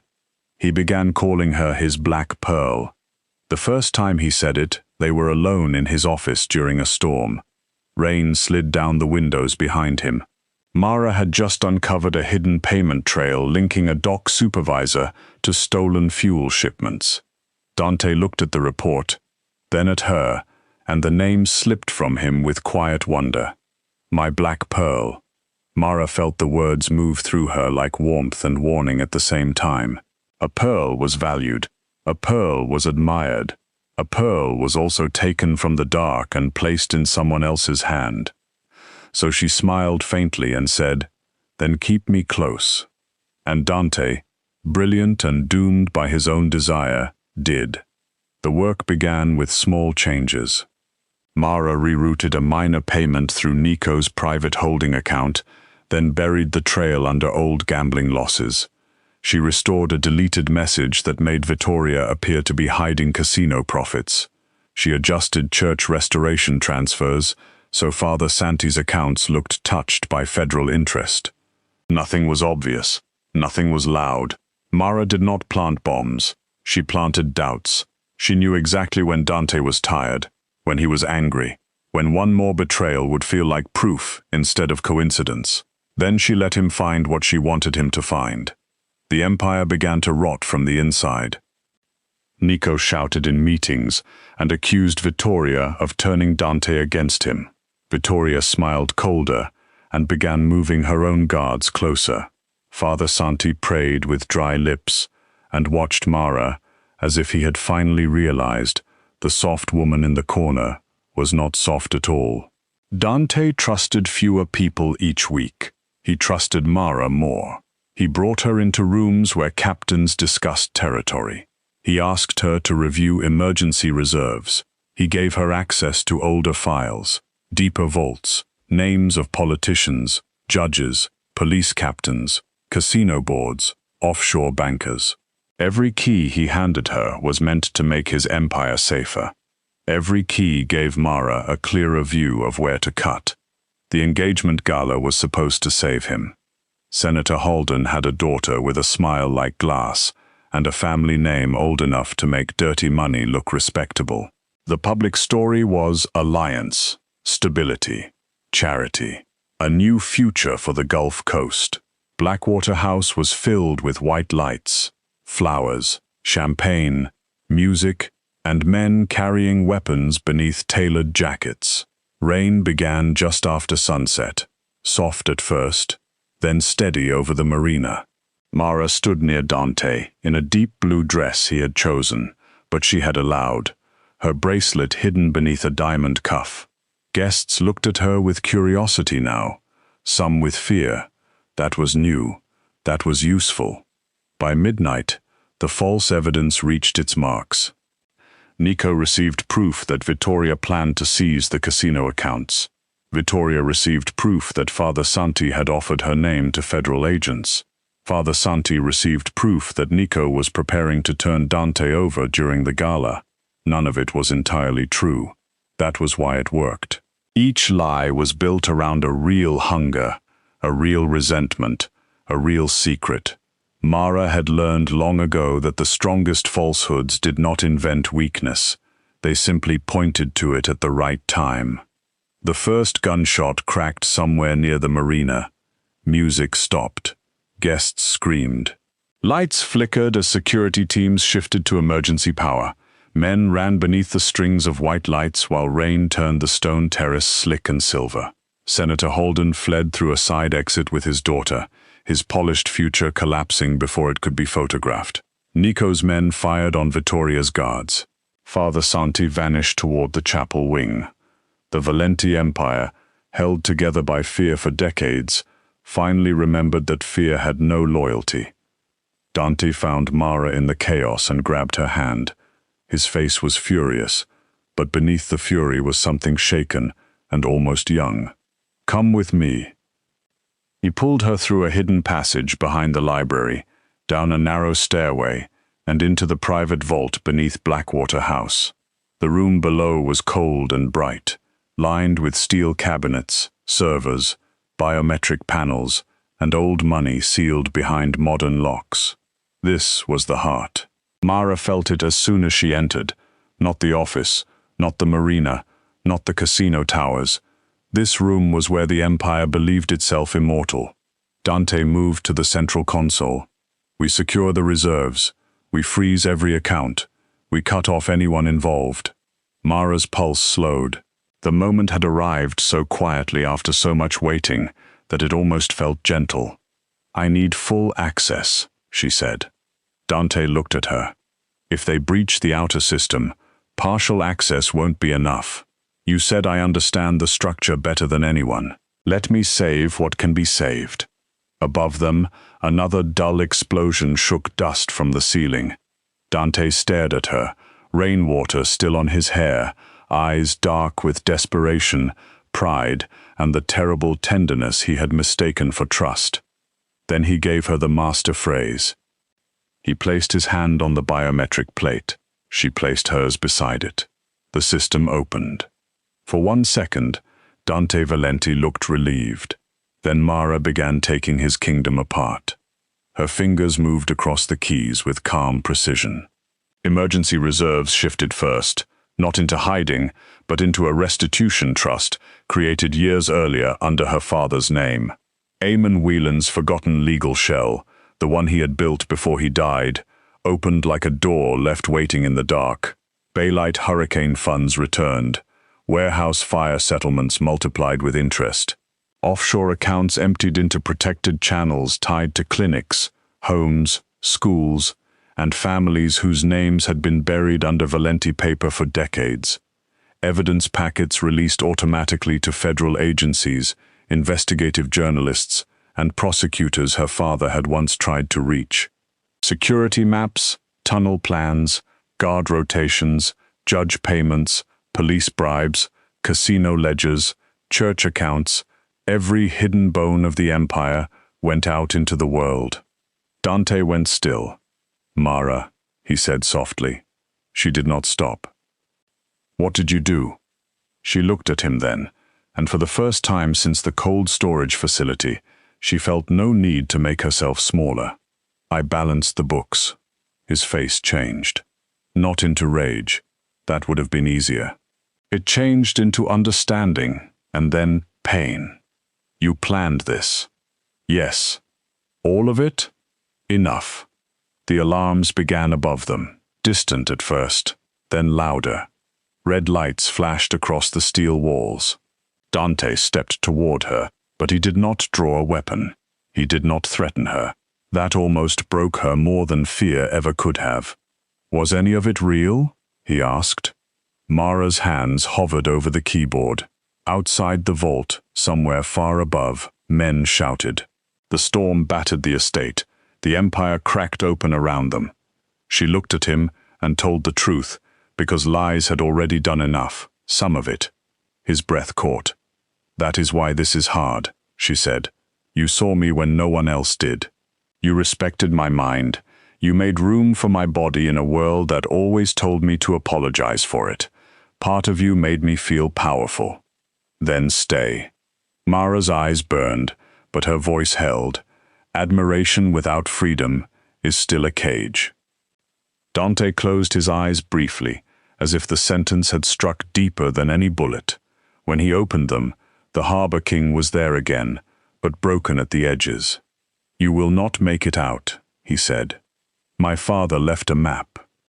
For the first time, Dante looked truly surprised. Mara pressed one final key.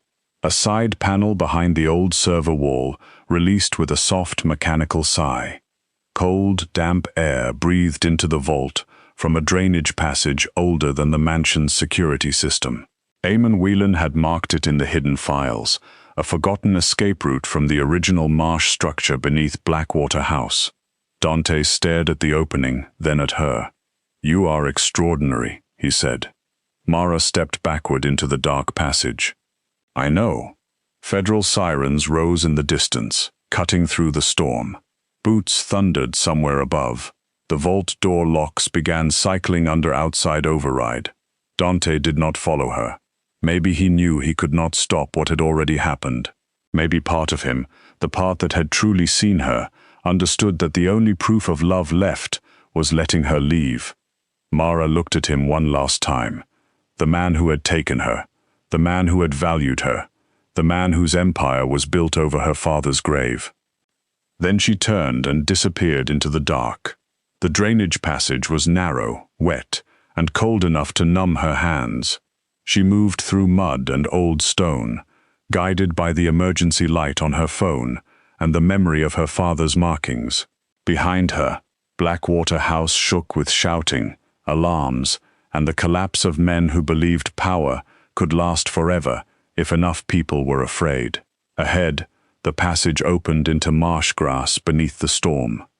Mara crawled out into rain and salt air, just as dawn began to pale the edge of the sky. By sunrise, Dante Vale was in federal custody, arrested inside the vault he had believed only Mara could save. By noon, Baylight Resorts was locked down. Judges resigned. Police captains vanished. Senator Holden denied everything until the first evidence packet reached the press. Nico and Vittoria turned on each other before either could claim what remained.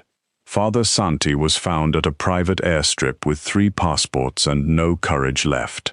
The Harbor King's empire did not fall in one dramatic crash.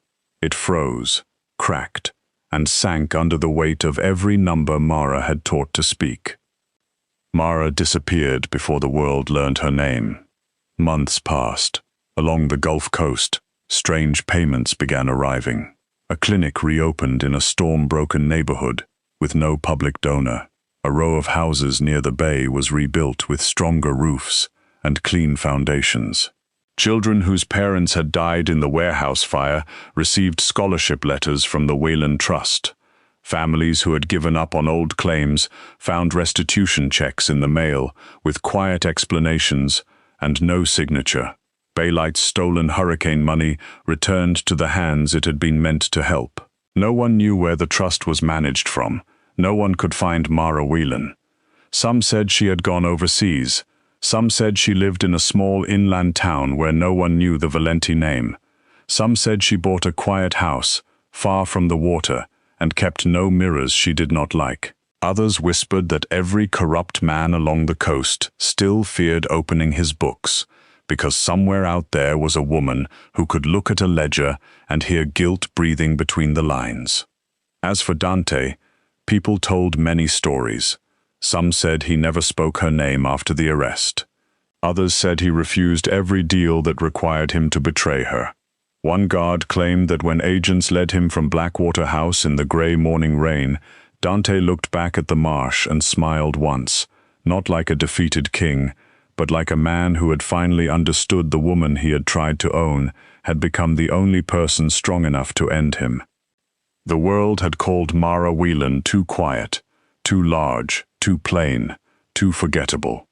They had mistaken her silence for weakness and her softness for surrender. Dante Vale had captured her because he believed her mind could preserve his empire. Instead, she used that mind to weigh every crime, follow every hidden trail, and bury the Harbor King beneath the fortune he had killed to protect. And somewhere far from Blackwater House, far from the marina lights and the cold blue freezer room, Mara finally slept with her windows open, her wrist bare, and the sound of rain no longer feeling like a warning. The lie that nearly destroyed Cassian's empire was not hidden in a vault, or buried under blood, or whispered through the smoke-filled back rooms where dangerous men made dangerous promises.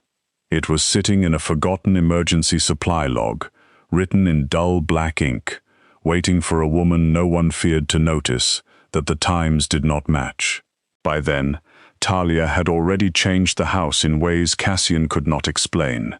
She had not stolen weapons, broken codes, threatened rivals, or carried herself like some secret queen of the underworld. She had done something far more troubling.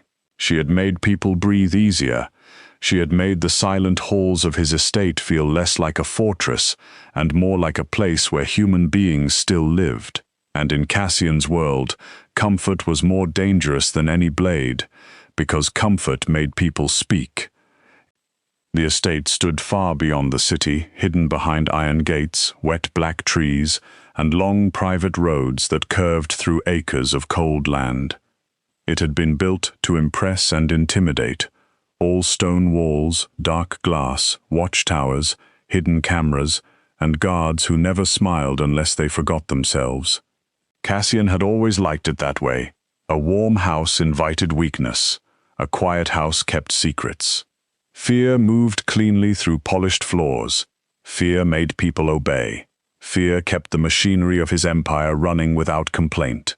At least, that was what he had believed before Talia arrived by mistake, shaking from the rain, furious at being taken, and so painfully ordinary that some of his men could not even look at her without guilt. She had not looked like a courier when they dragged her into his world. That should have been the first warning. The woman from the surveillance file had supposedly moved witness evidence through the east side route, slipping past Cassian's men with a brown coat, a grey scarf, and a canvas bag held tight against her hip. The footage had been blurry. The route confirmation had been rushed. The report had been stamped approved before Cassian had even seen it. His people told him the courier was Talia Wynn, so his men took Talia Wynn from outside a closed corner market, where she had been carrying not secret files, not cash, not stolen names, but 2 paper bags full of discounted groceries and a cracked umbrella that turned inside out in the wind. Cassian still remembered the way she looked the first time she faced him in the lower receiving room. Her hair had been damp and frizzed at the ends. Her coat sleeve was torn where one of his men had grabbed her too hard. She had one small bruise blooming at her wrist, and her eyes were full of terror. But there was anger there too. Not the sharp, polished anger of someone trained to lie, just honest human outrage. She demanded to know why she had been taken. She demanded a phone. She demanded that somebody feed the elderly neighbor's cat because she had promised to check on it. Even then, while Cassian's men stood around her with weapons under their coats and guilt hidden behind still faces, Talia had been worrying about a hungry animal in an apartment 2 neighborhoods away. Cassian should have let her go that night. There were many reasons he did not. Silas Vaughn's men had started moving too close to the estate. The missing witness files were still loose somewhere in the city. Whoever held those files could pull apart alliances Cassian had spent years building. The files contained names, routes, payments, favors, and old crimes that powerful men had buried with clean hands and dirty money. If Silas got them first, Cassian's enemies would not just smell weakness, they would taste blood. So when Talia swore she knew nothing, Cassian did not believe her. He believed the report. He believed the blurry camera still. He believed the word of the men who had served him for years. And maybe, somewhere deep beneath all of that, he believed fear would uncover the truth faster than mercy. But fear did not work on Talia the way it worked on others. It frightened her, yes. It made her hands shake when armed guards followed her down the hall. It made her go pale when Cassian entered a room without warning. But it never made her cruel. It never made her smaller. She cried the first night, quietly, behind the locked bedroom door in the east wing. The next morning, when the housekeeper came in with breakfast, Talia wiped her face, apologized for the mess she had made of the blankets, and asked the woman's name. Not title, not position. Name. The housekeeper was named Nessa. She was in her late 50s, with tired eyes and hands rough from years of polishing silver that no one ever touched. Cassian had known her for nearly 9 years and had never once asked whether she had children. Talia learned in 5 minutes that Nessa had a son in the military, a daughter who refused to speak to her, and a bad knee she hid because she was afraid of being dismissed. By lunch, Talia had convinced one of the guards to carry a laundry basket downstairs because Nessa was limping. By dinner, she had asked why the staff ate in a windowless room when the smaller sunroom sat empty every evening.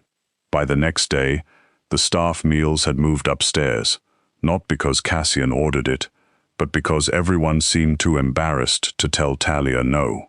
That was how the changes began. Quietly, gently, almost foolishly. Talia rearranged nothing important at first. She found old blankets stored near a drafty guard post and asked why the night shift could not use them. She noticed that the kitchen threw away untouched bread every morning and suggested saving it for staff soup. She learned that the younger guards skipped breakfast because they were afraid of being seen as lazy, so she started leaving fruit near the west entrance with a handwritten note that said it was not stealing if everyone was too hungry to aim straight. No one knew whether to laugh. Then someone did. A low chuckle from a guard named Pike, who had once broken a man's jaw for breathing too loudly near Cassian's car. After that, the house felt strange. Cassian watched all of it with growing unease. From the upstairs balcony, from the security feed, from the open door of his office, he watched Talia move through his estate like a candle carried into a sealed room. People looked up when she passed. They softened their voices. They told her things, small things at first. Which thermostat never worked, which hallway camera buzzed before it cut out, which driver drank too much, which guard lied about patrol times because he was afraid of walking the north wall alone after midnight. None of it sounded dangerous by itself, but Cassian understood information. He had built his life on the truth that what people said when they felt safe was often more valuable than what they confessed under threat. Marlo Vey noticed too. Marlo had been with Cassian since the early years, when the empire was not an empire yet, only a handful of desperate men trying to survive the city's hungry underbelly. He was older than Cassian by almost 20 years, with silver hair brushed back from a narrow face and soft hands that never looked like they had paid the cost of the decisions they made. He had helped build the roots, the shell companies, the quiet agreements with judges and union men and dock supervisors. He had taught Cassian that loyalty was not something people gave. It was something men like them purchased, cornered, and guarded. Cassian had trusted him because Marlo had been there before the money, before the estate, before the fear around Cassian's name became so heavy that people lowered their eyes when he entered a room. At first, Marlo treated Talia like a small inconvenience.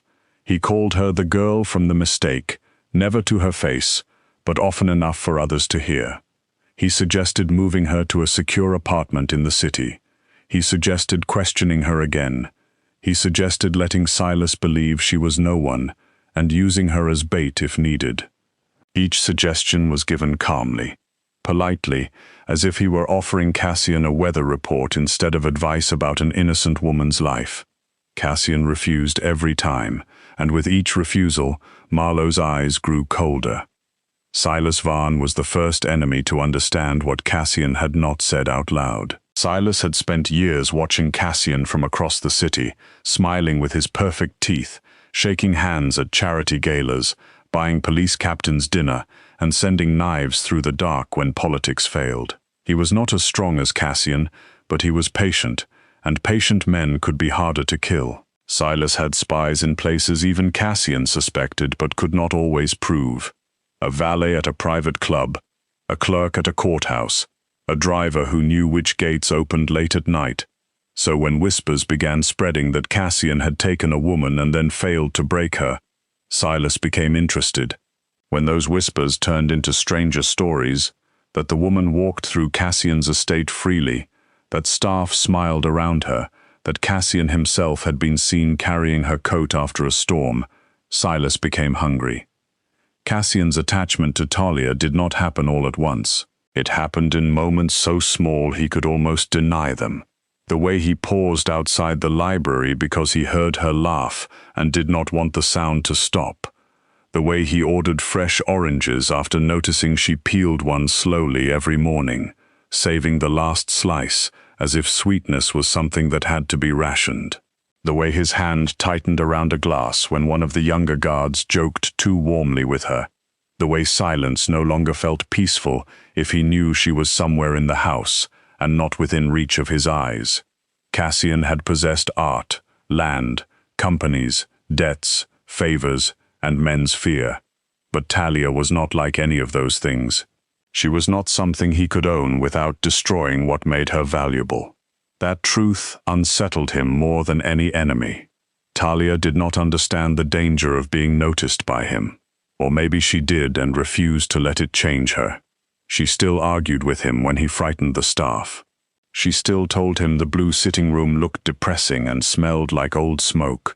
She still asked why a man with so much money could not buy chairs that were comfortable for people with actual backs. She still flinched when he came too close. And that, more than anything, kept him awake. Cassian had spent his life making powerful men afraid. He had not expected to hate seeing fear in the eyes of a woman who had every reason to run from him. The first crack in the old world came on a rainy afternoon, nearly 2 weeks after Talia was taken.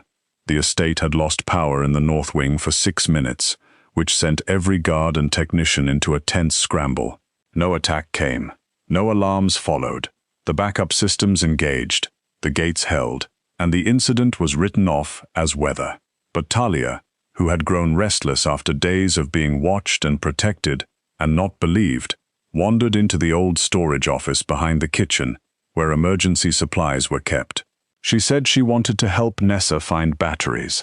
Nessa tried to stop her, but Talia had already discovered a shelf full of badly labeled boxes, 3 dead flashlights, a crate of expired water packets, and logs so messy they seemed to personally offend her. She sat on the floor with a pencil tucked behind her ear and began sorting through the records. It was not bravery. It was not strategy. It was not some dramatic act meant to bring down a traitor. It was simply Talia being unable to stand disorder when people depended on it. If a storm came, if an evacuation happened, if a guard was hurt and someone needed medical tape fast, no one would know where anything was. That bothered her, so she made piles. She checked dates. She separated missing inventory sheets from patrol resupply lists. She asked Nessa questions. Then Pike came in with a toolbox, and she asked him about the night shift rotation because his name kept appearing beside fuel entries. Then another guard stopped by for coffee and answered one question too many before realizing he had spoken more to Talia in 3 minutes than he had spoken to Cassian in 3 years. By evening, the storage office had become a strange little center of gravity. Nessa brought tea. Pike fixed the buzzing light. One of the younger guards admitted that the old generator logs were never checked properly because Marlowe's office handled final approvals. Talia frowned at that. She had no reason to distrust Marlowe yet, but she had seen enough bad offices in her life to know when a system existed mostly so one person could avoid questions. She spread the papers across the floor, smoothing the corners with careful hands. Cassian found her there just after sunset, sitting cross-legged among binders and supply sheets, with dust on her sleeve and a deep line between her brows. He stopped in the doorway because the site was so painfully out of place. His estate had seen men bleed across marble. It had held weapons behind false walls and secrets inside locked rooms. But there was Talia, surrounded by old paperwork, looking as serious as a judge because someone had written emergency blanket counts in the wrong column. For one quiet moment, Cassian felt something inside him loosen. Then she looked up and said, "Your records are terrible." Pike went very still. Nessa looked down into her teacup. Cassian almost smiled, which made the room feel even more dangerous because nobody knew what to do with his face when it was not cold. "I have people for records," he said. Talia held up a folder. Then you need better people. Pike looked like he wanted the floor to open and spare him from witnessing this. Nessa coughed into her hand. Cassian stepped into the room, his coat still damp from the rain, his dark gaze settling on Talia, with an intensity that made her sit a little straighter. What did you find? I don't know yet, she admitted. Maybe nothing, maybe just lazy paperwork, but some of these timestamps don't make sense. That word changed the room. Timestamps. It was small, harmless, almost boring. Yet Cassian felt the old instincts inside him wake up. He crossed the storage office and crouched beside her, close enough that Talia could smell rain on his coat and the faint cedar warmth of his skin. She showed him the emergency access sheet from the night she was taken. The North Gate supply locker had been opened at 9:18 p.m. The fuel log showed a security vehicle leaving through the East Service Road at 9:22, but the official route confirmation that placed Talia on the courier path had been filed at 9:11, 7 full minutes before the security vehicle assigned to verify the route had even left the estate. Another sheet showed a camera reboot request signed by Marlowe's office at 9:05. The blurry surveillance image used to identify Talia had been pulled during that reboot window. A third note claimed the team had visual confirmation of a gray scarf and brown coat near the corner market at 9:31. But Talia had kept the receipt from the market in her coat pocket. She had checked out at 9:43. She looked embarrassed as she handed him the little paper receipt, like she was bothering him with a household inconvenience. I only kept it because they overcharged me for apples, she said softly. I thought maybe your people just mixed up the times. But if they were using this to say I was somewhere I wasn't, then that seems bad. Cassian did not move. He stared at the receipt in her hand, the date, the time, the ordinary list of apples, soap, bread, and canned soup. Such small things, such harmless things, and beside them, a crack wide enough to expose the bones of a betrayal. The warmth left his face so completely that Talia pulled her hand back. Cassian? He took the folder from her, slowly, carefully. Like if he moved too fast, the violence inside him might spill into the room and touch the wrong person. Who else has seen this? Talia glanced toward Nessa and Pike. Only them. I didn't think it was serious. I thought it was a scheduling mistake. Pike swallowed hard. Boss, I didn't know what it meant, I swear. I know, Cassian said, and the quietness of his voice was worse than shouting. His eyes remained on the papers. That is why it matters. He rose and turned toward the doorway. The air around him changed. Talia had seen him angry before. She had seen his coldness, his command, the way men stiffened when he entered a room. But this was different. This was not the sharp anger of a man offended. This was pain locked behind discipline, old pain. Personal pain, the kind that did not burn fast because it had already sunk too deep. By the time they reached Cassian's office, the rain had thickened against the windows, sliding down the glass like black tears. His closest team gathered within minutes. Marlowe was last to arrive. He walked in with the calm expression of a man who had survived many storms by pretending he did not hear thunder. His silver hair was perfect. His suit was dark and soft. His eyes moved once to Talia, once to the folder on Cassian's desk, and then returned to Cassian with careful concern. You called everyone quickly, Marlowe said. Has Silas made another move? Cassian stood behind the desk, both hands resting flat on the polished wood. Not Silas. The room quieted. Talia stood near the bookshelves, wishing suddenly that she had stayed in the storage office, wishing this was still about bad labels and missing flashlights. She did not understand every piece of what she had found, but she understood people. She understood the way Marlowe's face became too still. She understood the way his eyes did not ask what happened. They asked how much was known. Cassian opened the folder. The night Talia was taken, the route confirmation was approved before the verification team left the estate.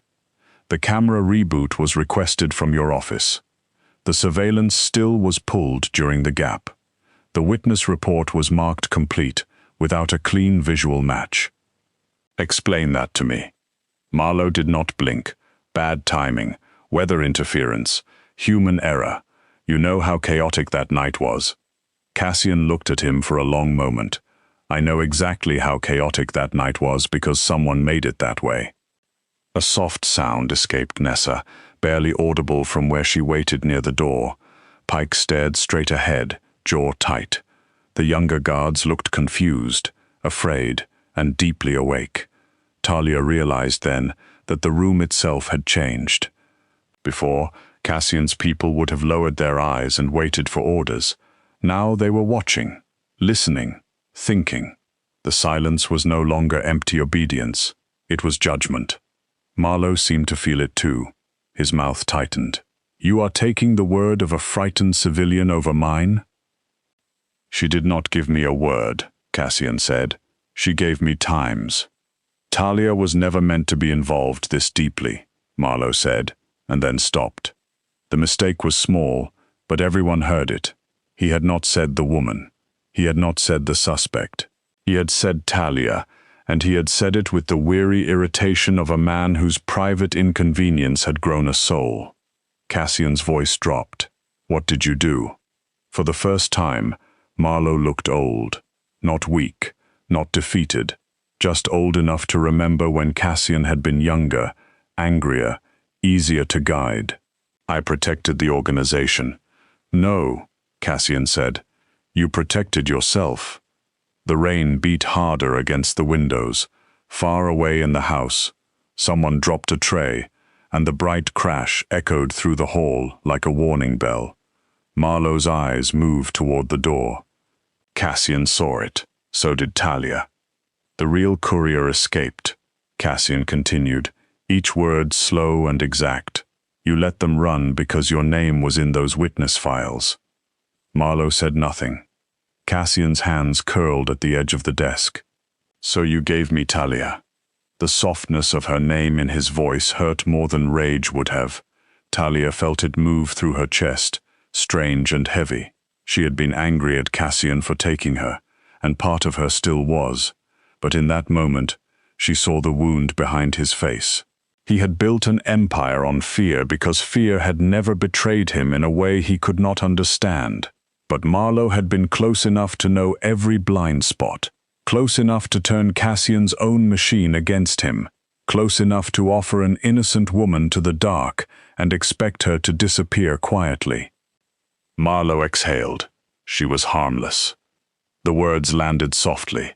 That made them worse. Talia felt every eye in the room turn toward her, not with pity, but with something that almost felt like grief.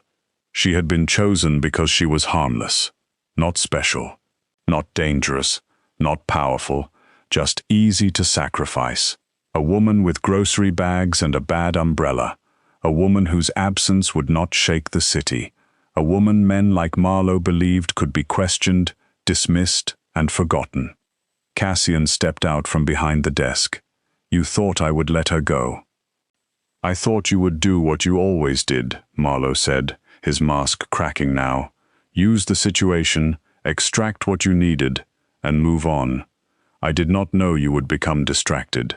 Cassian's expression did not change, but something in the room went colder. Marlowe looked at Talia, and for one small second, hatred showed through the polished surface. She has made this house weak. Talia's throat tightened, but she lifted her chin. No, I think I made it harder for people to lie. That was all she said. It was not dramatic. It was not loud, but it moved through the room like light under a locked door. Cassian looked at her, and the force of his gaze almost stole her breath. There was pride there, but also fear. Not fear of Silas, not fear of Marlowe. Fear of how close he had come to losing her before he even knew what she would become to him. Marlowe took one step back. Cassian's guards moved, but Marlowe was faster than he looked. His hand slipped beneath his jacket, not for a gun, but for the small remote clipped near his belt. The lights snapped out. The office fell into sudden darkness. Someone shouted. Glass broke. Talia felt a hand grab her arm and pull her down behind the desk as Cassian's body covered hers. The room exploded into motion, boots pounding, men cursing, emergency lights blinking red across the walls. By the time the backup power returned, Marlo Vey was gone. Cassian kept one hand on Talia's shoulder, firm and shaking with restraint. She looked up at him from the floor, her heart racing so hard she could barely hear the voices around them. For a second, neither of them spoke. His face was close to hers, too close. The terrifying man who ruled half the city looked like someone had reached into his chest and closed a fist around something vital. "You found him," he said quietly. "I found messy paperwork," she whispered. "No," Cassian said, his thumb brushing once over the sleeve where her arm trembled. "You found the rot." Outside the estate, Marlo moved through the rain with his collar turned up and his breath coming fast. He had a service tunnel key Cassian had forgotten he still owned.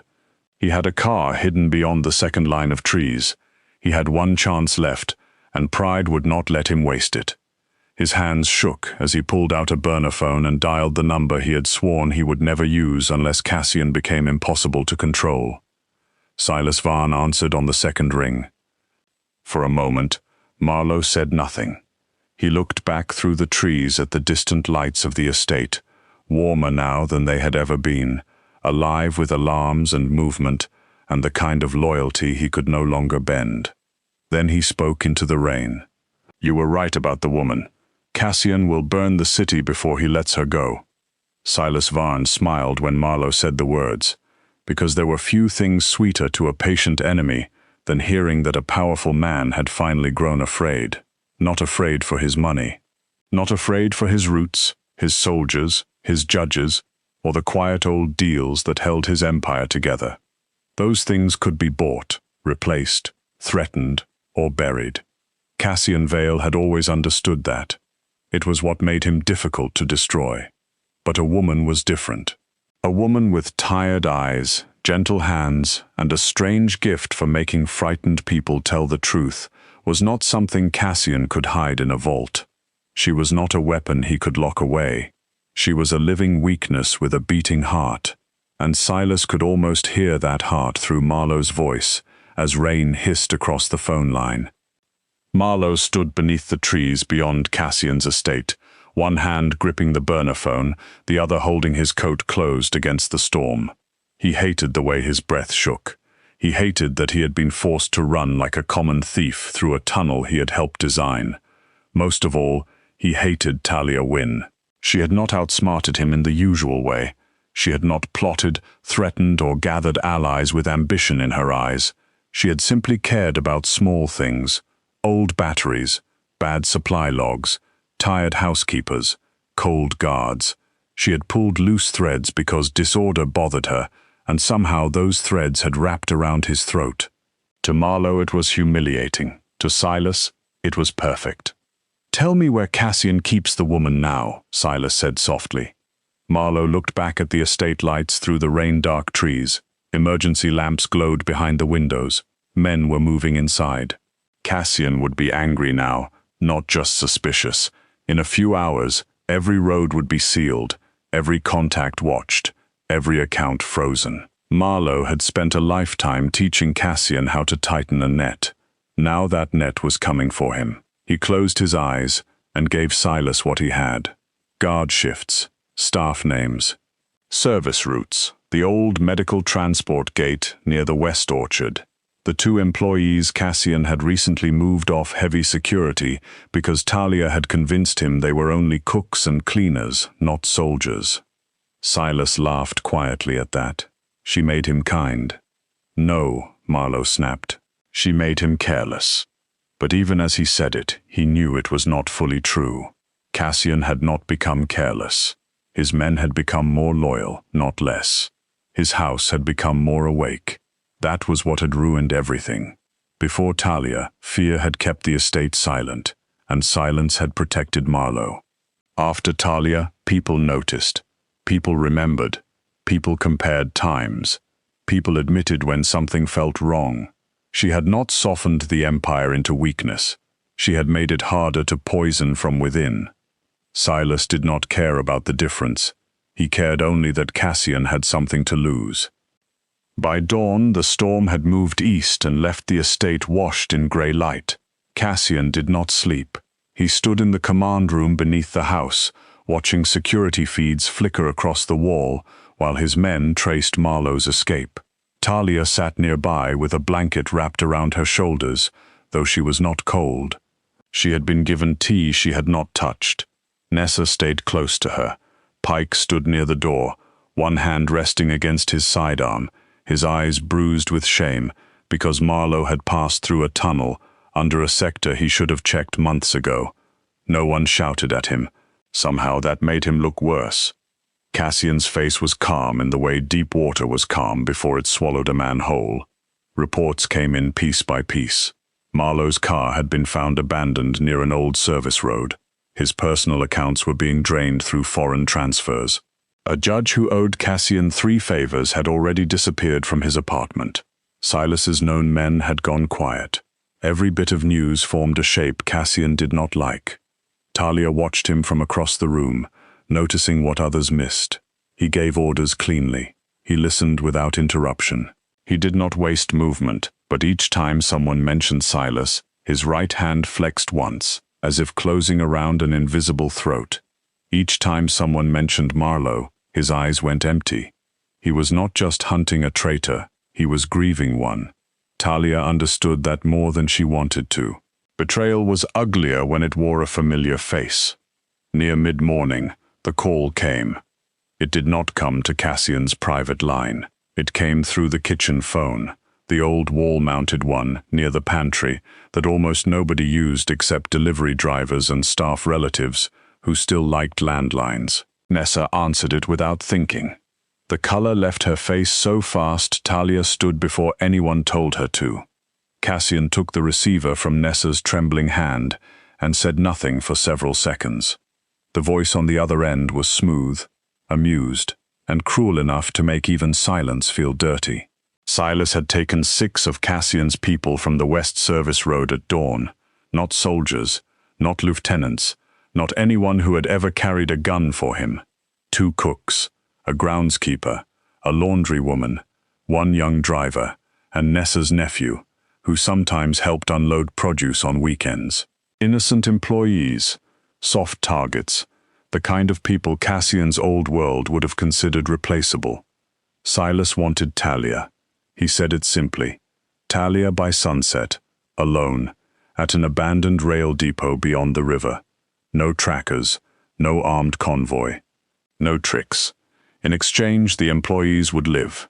If Cassian refused, Silas would send them back one at a time in pieces. If Cassian attacked too early, they would die before his men crossed the fence. Cassian listened until Silas finished speaking. Then he said, "If you touch one hair on any of them, I will erase your name so completely your own mother's ghost will forget it." Silas laughed.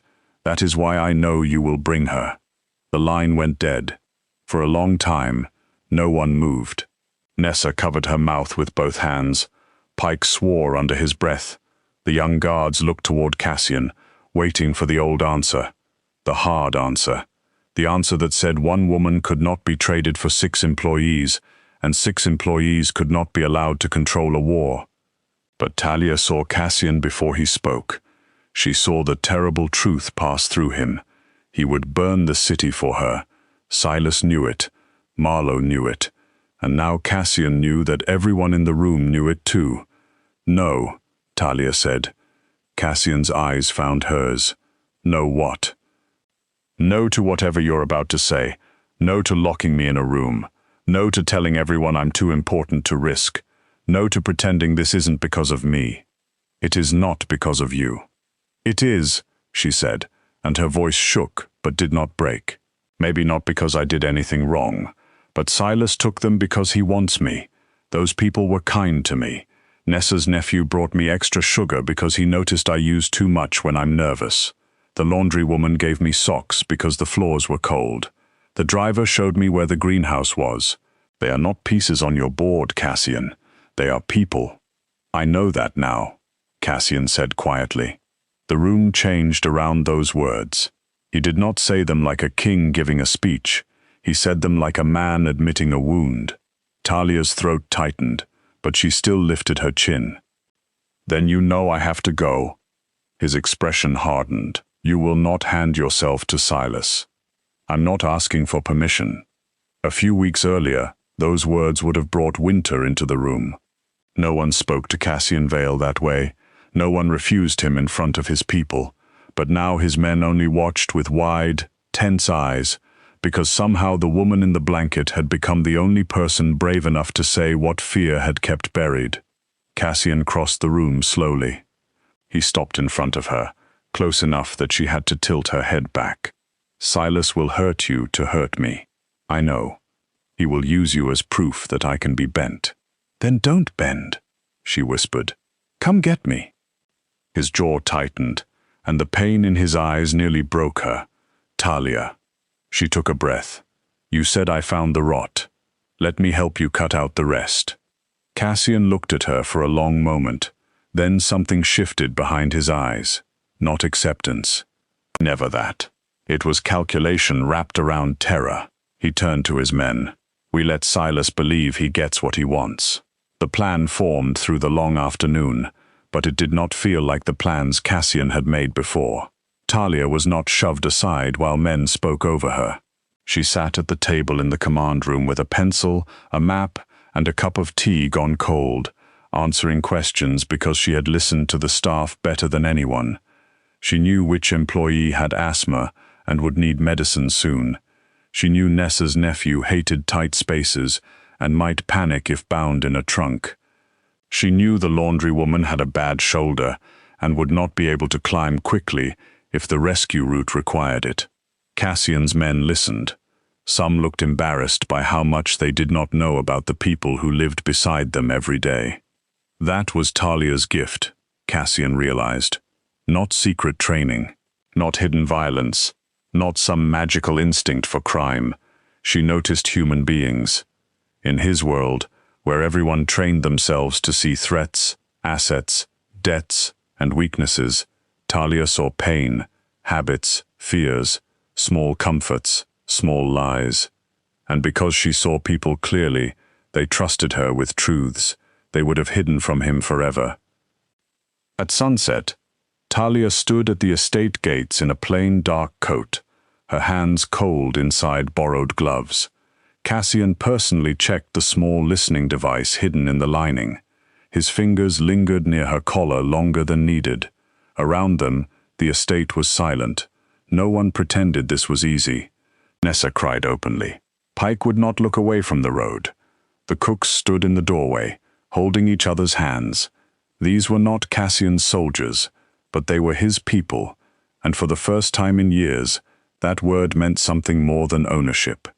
Cassian leaned close enough that only Talia could hear him. When you see Silas, keep him talking. Do not be brave longer than you have to be.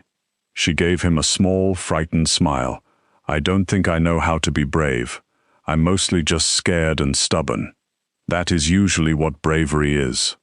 The words settled between them, soft and aching.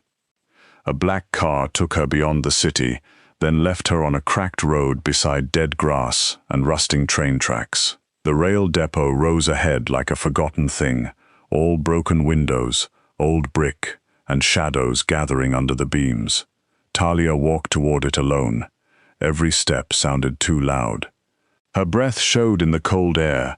Somewhere far behind her, beyond sight, Cassian's teams moved through drainage tunnels, old service roads, and tree lines. She knew they were there. She also knew that if Silas had planned well, there would be moments when they could not reach her fast enough. The depot doors groaned when she pushed them open. Silas waited beneath a hanging lamp, dressed in a pale suit that made him look almost elegant until he smiled. Marlowe stood near him, his face drawn and gray. The kidnapped employees were tied to chairs along the far wall. Some had bruises. One cook was bleeding from a cut near his eye. Nessa's nephew shook so badly the chair legs rattled softly against the concrete. Talia's fear sharpened into something hotter. I came, she said. Silas spread his hands. So you did. The woman who made Cassian Vale grow a conscience.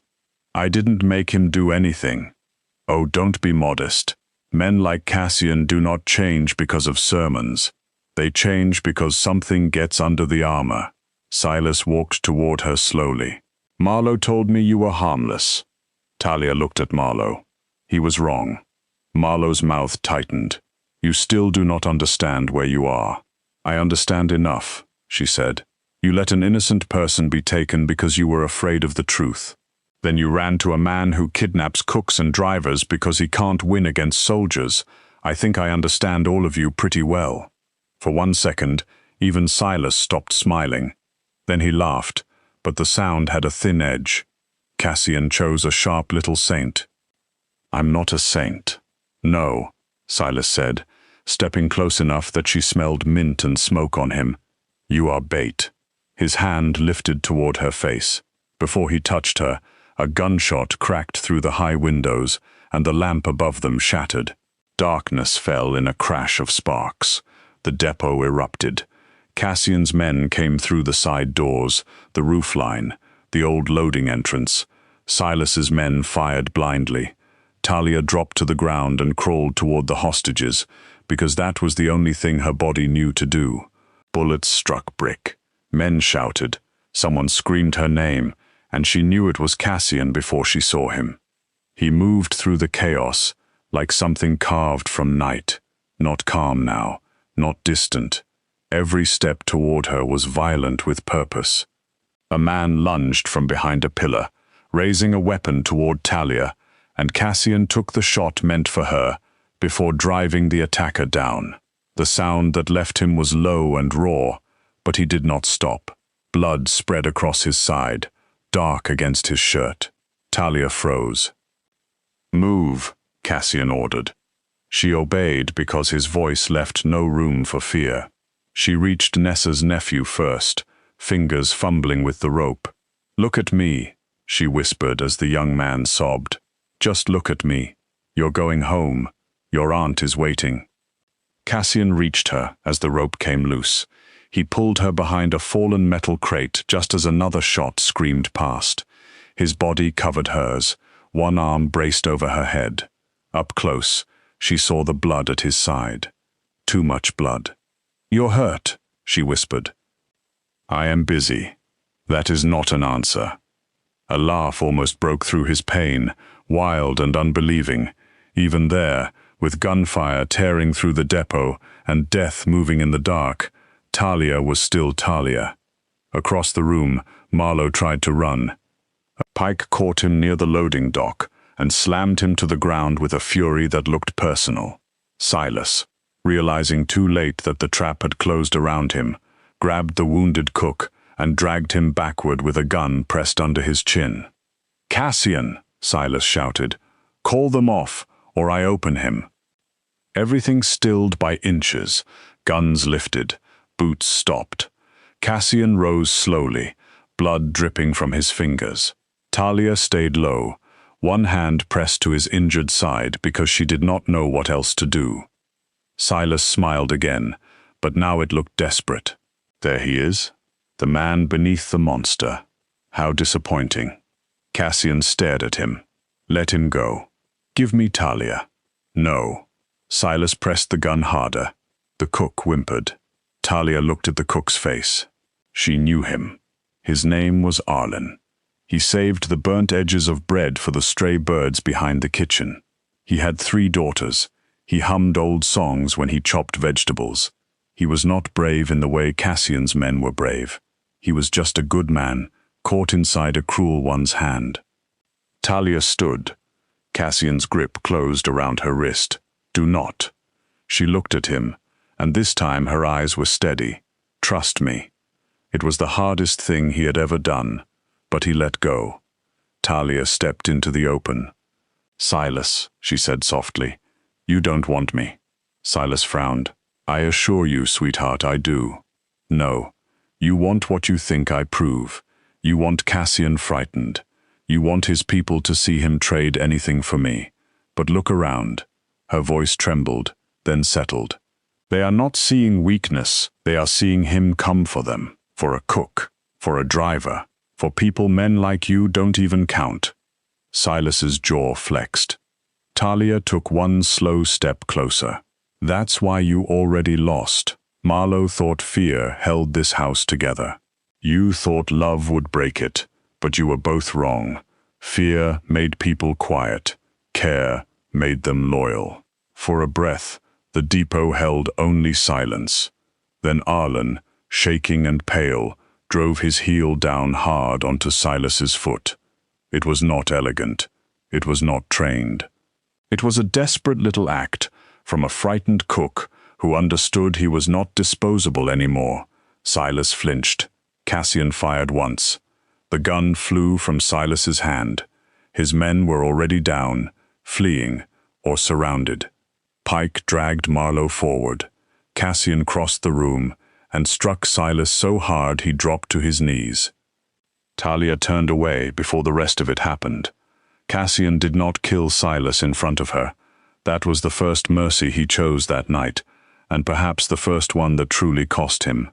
Silas was taken alive, wounded and humiliated, to face the kind of ruin men like him feared more than death. Marlowe was dragged back to the estate in silence. His betrayal would be exposed to every ally he had tried to manipulate. Every name in the witness files would be protected before it could be sold. Every route he had poisoned would be shut down, rebuilt, or burned. Cassian would handle him, but not with blind rage. Talia's discovery had taught him something he could not unlearn. Rot had to be removed carefully, or the whole house remembered the smell. The ride back to the estate was quiet. Cassian sat beside Talia in the armored car, while a medic pressed bandages to his side. He hated being fussed over and looked ready to threaten the poor man, but Talia placed one hand over his, and he went still. She did not speak for a long time. Neither did he. Through the window, the city lights blurred into long golden lines. The employees were safe in the cars behind them. Nessa's nephew had already called his aunt. Pike had cried when he thought no one was looking. The old world had cracked open, and something warmer, stranger, and more frighteningly honest was growing in its place. At the estate, the staff waited outside despite the cold. When the cars pulled through the gates, Nessa ran first. She wrapped her nephew in her arms and sobbed into his shoulder. The cooks held Arlen so tightly he complained he could not breathe. Guards who had once stood like statues now touched shoulders, checked faces, counted their people twice. No one cheered. It was softer than that, deeper. A house remembering it had a heart. Cassian stepped from the car and nearly staggered. Talia caught his arm, though he was far too heavy for her to hold if he truly fell. He looked down at her hand on his sleeve, then at the crowd gathered in front of his stone estate. For years, he had believed loyalty looked like silence. Tonight it looked like tired people crying in the driveway because everyone had come home. Later, after the doctor stitched Cassian's wound, and after Nessa forced soup on anyone who came within reach of the kitchen, Talia found Cassian in the blue sitting room, the depressing one she had complained about. Someone had lit a fire. Someone else had opened the curtains. The room still smelled faintly of smoke and old wood, but it no longer felt dead. Cassian stood by the window, pale from blood loss, one hand braced against the frame. "You should be sleeping," he said without turning. "So should you. I do not sleep much. That sounds like a problem, not a personality." His mouth curved faintly. It vanished too quickly. Talia crossed the room. "What happens now?" Cassian looked out at the dark lawn. "Marlowe will never hurt anyone again. Silas will spend the rest of his life watching everything he built get taken apart. The witness files are being recovered. The employees will receive protection and the choice to leave with full pay." "The choice?" she asked. He turned then. "Yes. The choice?" That one word nearly undid her. She looked at him, at the man who had taken her by mistake, kept her out of fear, protected her out of need, and then somehow learned to listen, because she had kept showing him the parts of his world he had trained himself not to see. He was still dangerous. That would not change. He was still Cassian Vale, a man with blood in his history and shadows at his command. But he was also the man who had let her walk into danger because she asked him to trust her. The man who had come for cooks and drivers. The man who looked at his silent empire tonight and saw people. "And me?" she asked softly. "Do I get a choice?" The question struck him harder than any bullet. She saw it. The flash of pain, the shame, the fear. Cassian stepped toward her but stopped before he came too close. "Yes." Talia's breath caught. "You should have had one from the beginning," he said. "I cannot undo that. I cannot make the night they took you disappear. I cannot pretend I was a good man because I became less cruel after you arrived. But I can tell you the truth now." His voice roughened. "You are free to leave. Tonight, tomorrow, whenever you want. I will make sure you are safe. I will make sure no one follows you. You owe me nothing." The fire cracked softly behind her. Talia looked toward the window, where the estate grounds stretched beyond the glass, dark and wet and guarded. A few weeks ago she would have run the moment he said those words. She would have taken the nearest car, the nearest train, the nearest open door, and never looked back. Part of her still wanted to. Freedom was a beautiful word, but so was truth. And the truth was that something in this house had called to something in her. Not the money, not the danger, not even Cassian's fierce, terrifying attention.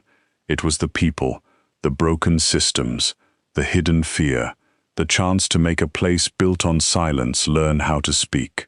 She looked back at him. "I don't want to be your prisoner." "You won't be.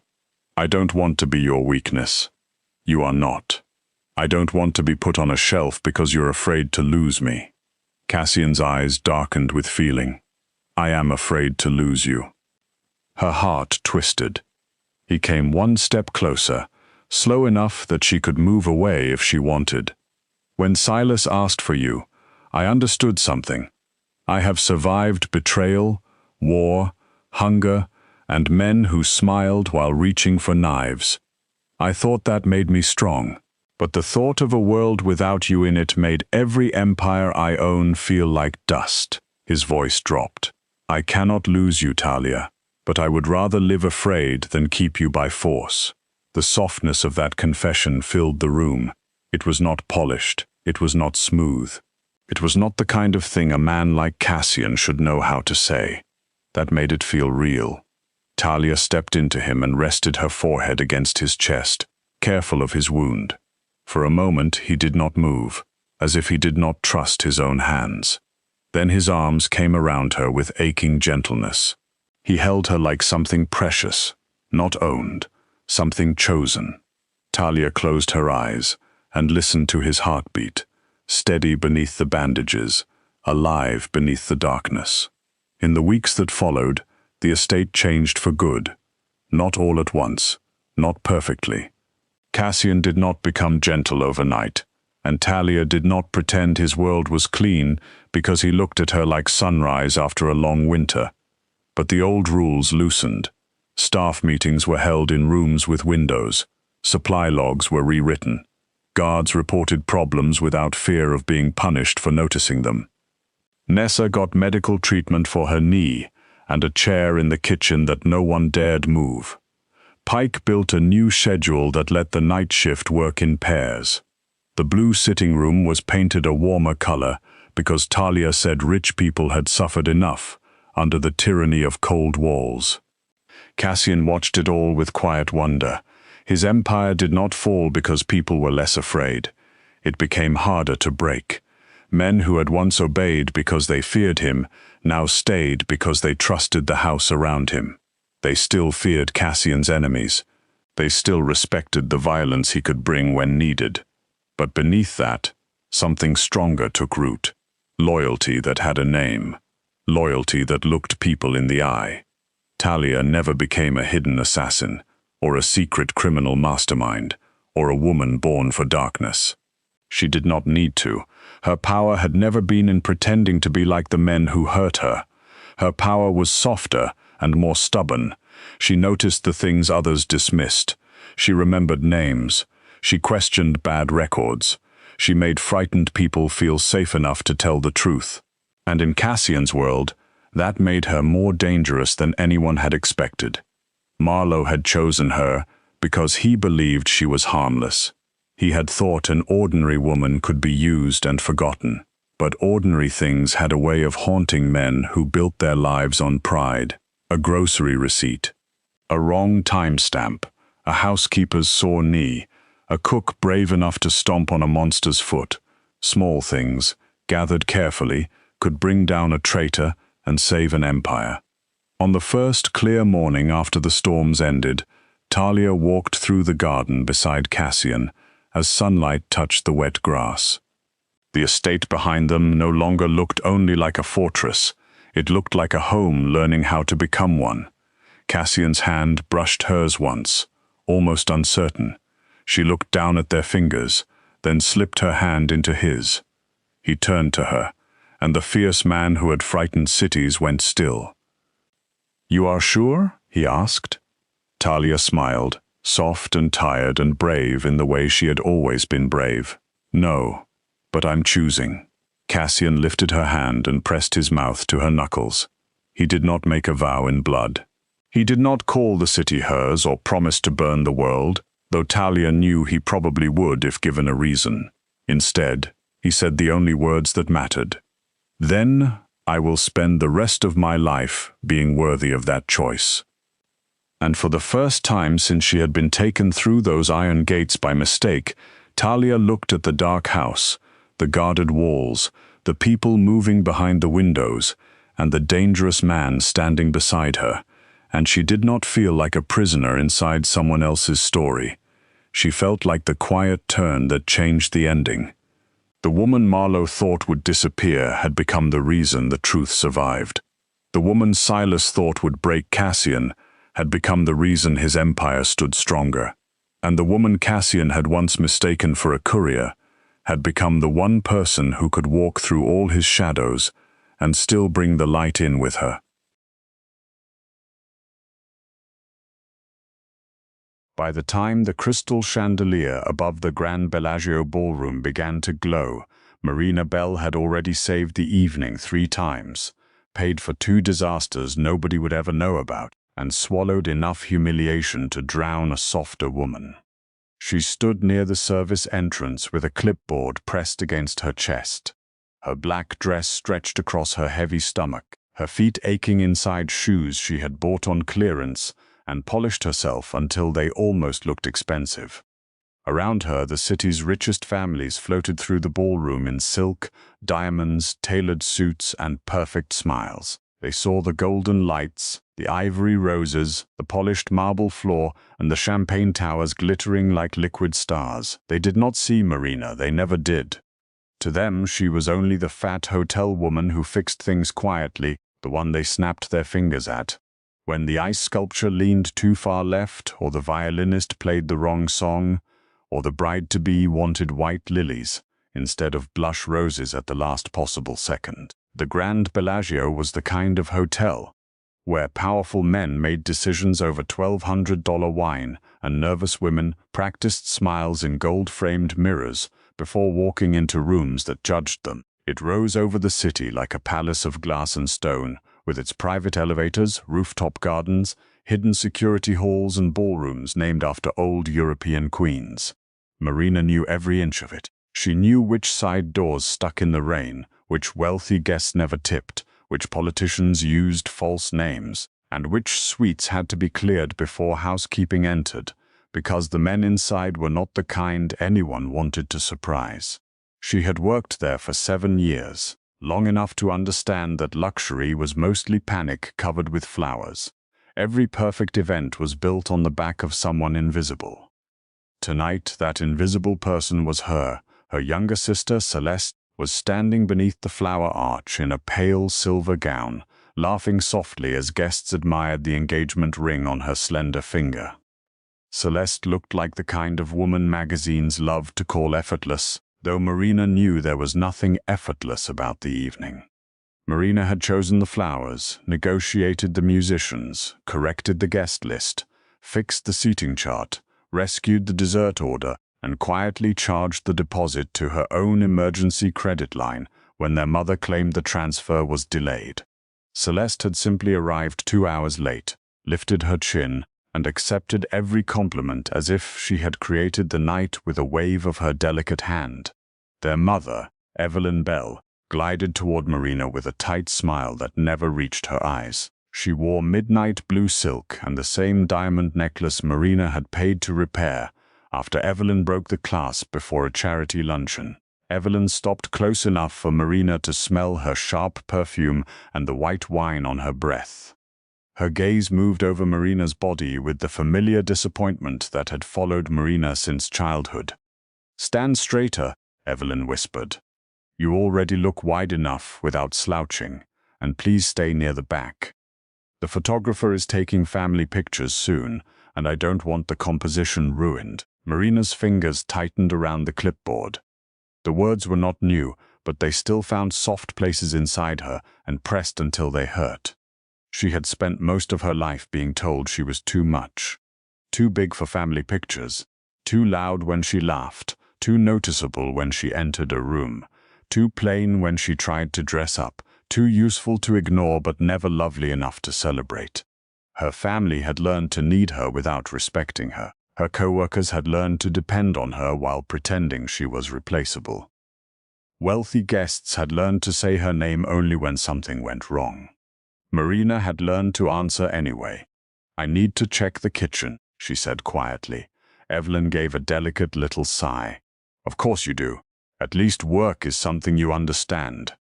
Marina turned before her mother could see the hurt cross her face. She walked past the champagne servers and slipped into the service hallway, where the golden music of the ballroom became a muffled hum behind thick walls. The air was cooler there, smelling faintly of lemon polish, hot food, and old stone. For one breath, Marina let her mask fall. She leaned against the wall and closed her eyes. Her shoulders trembled, but she did not cry. Crying would ruin her makeup, and even that would become another thing her family could laugh about. She was still standing there when the memory came back, as it always did in this hotel when the lights dimmed, and the service halls grew too quiet. 4 years earlier, the same hallway had smelled of smoke. Back then, Marina had only been an assistant event manager, working late after a private auction on the penthouse level. She had been carrying a tray of forgotten champagne flutes when the power flickered, and a sound like thunder rolled through the upper floors. At first, everyone thought a transformer had blown. Then the alarms went silent all at once, which was worse. Marina knew the hotel systems too well. Alarms did not die by accident.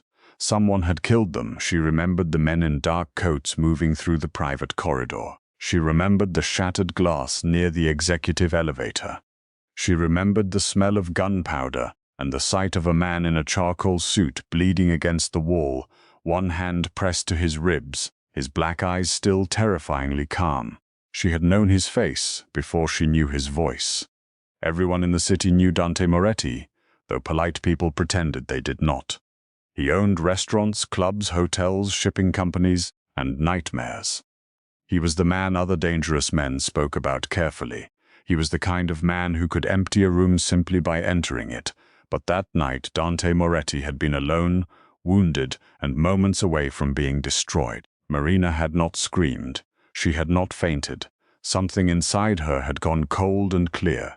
She had dragged him through the staff corridor into the old linen storage room, locking the door behind them while men searched the hallway outside. She had pressed clean towels against his wound with shaking hands and told him to stay quiet when his eyes burned into hers. She had found the security drive hidden inside the damaged control panel, the one that showed who had let the attackers in. She had switched the damaged camera feed with old banquet footage, rerouted the elevator records, and hid the real drive inside a hollow space behind a loose baseboard near the laundry chute.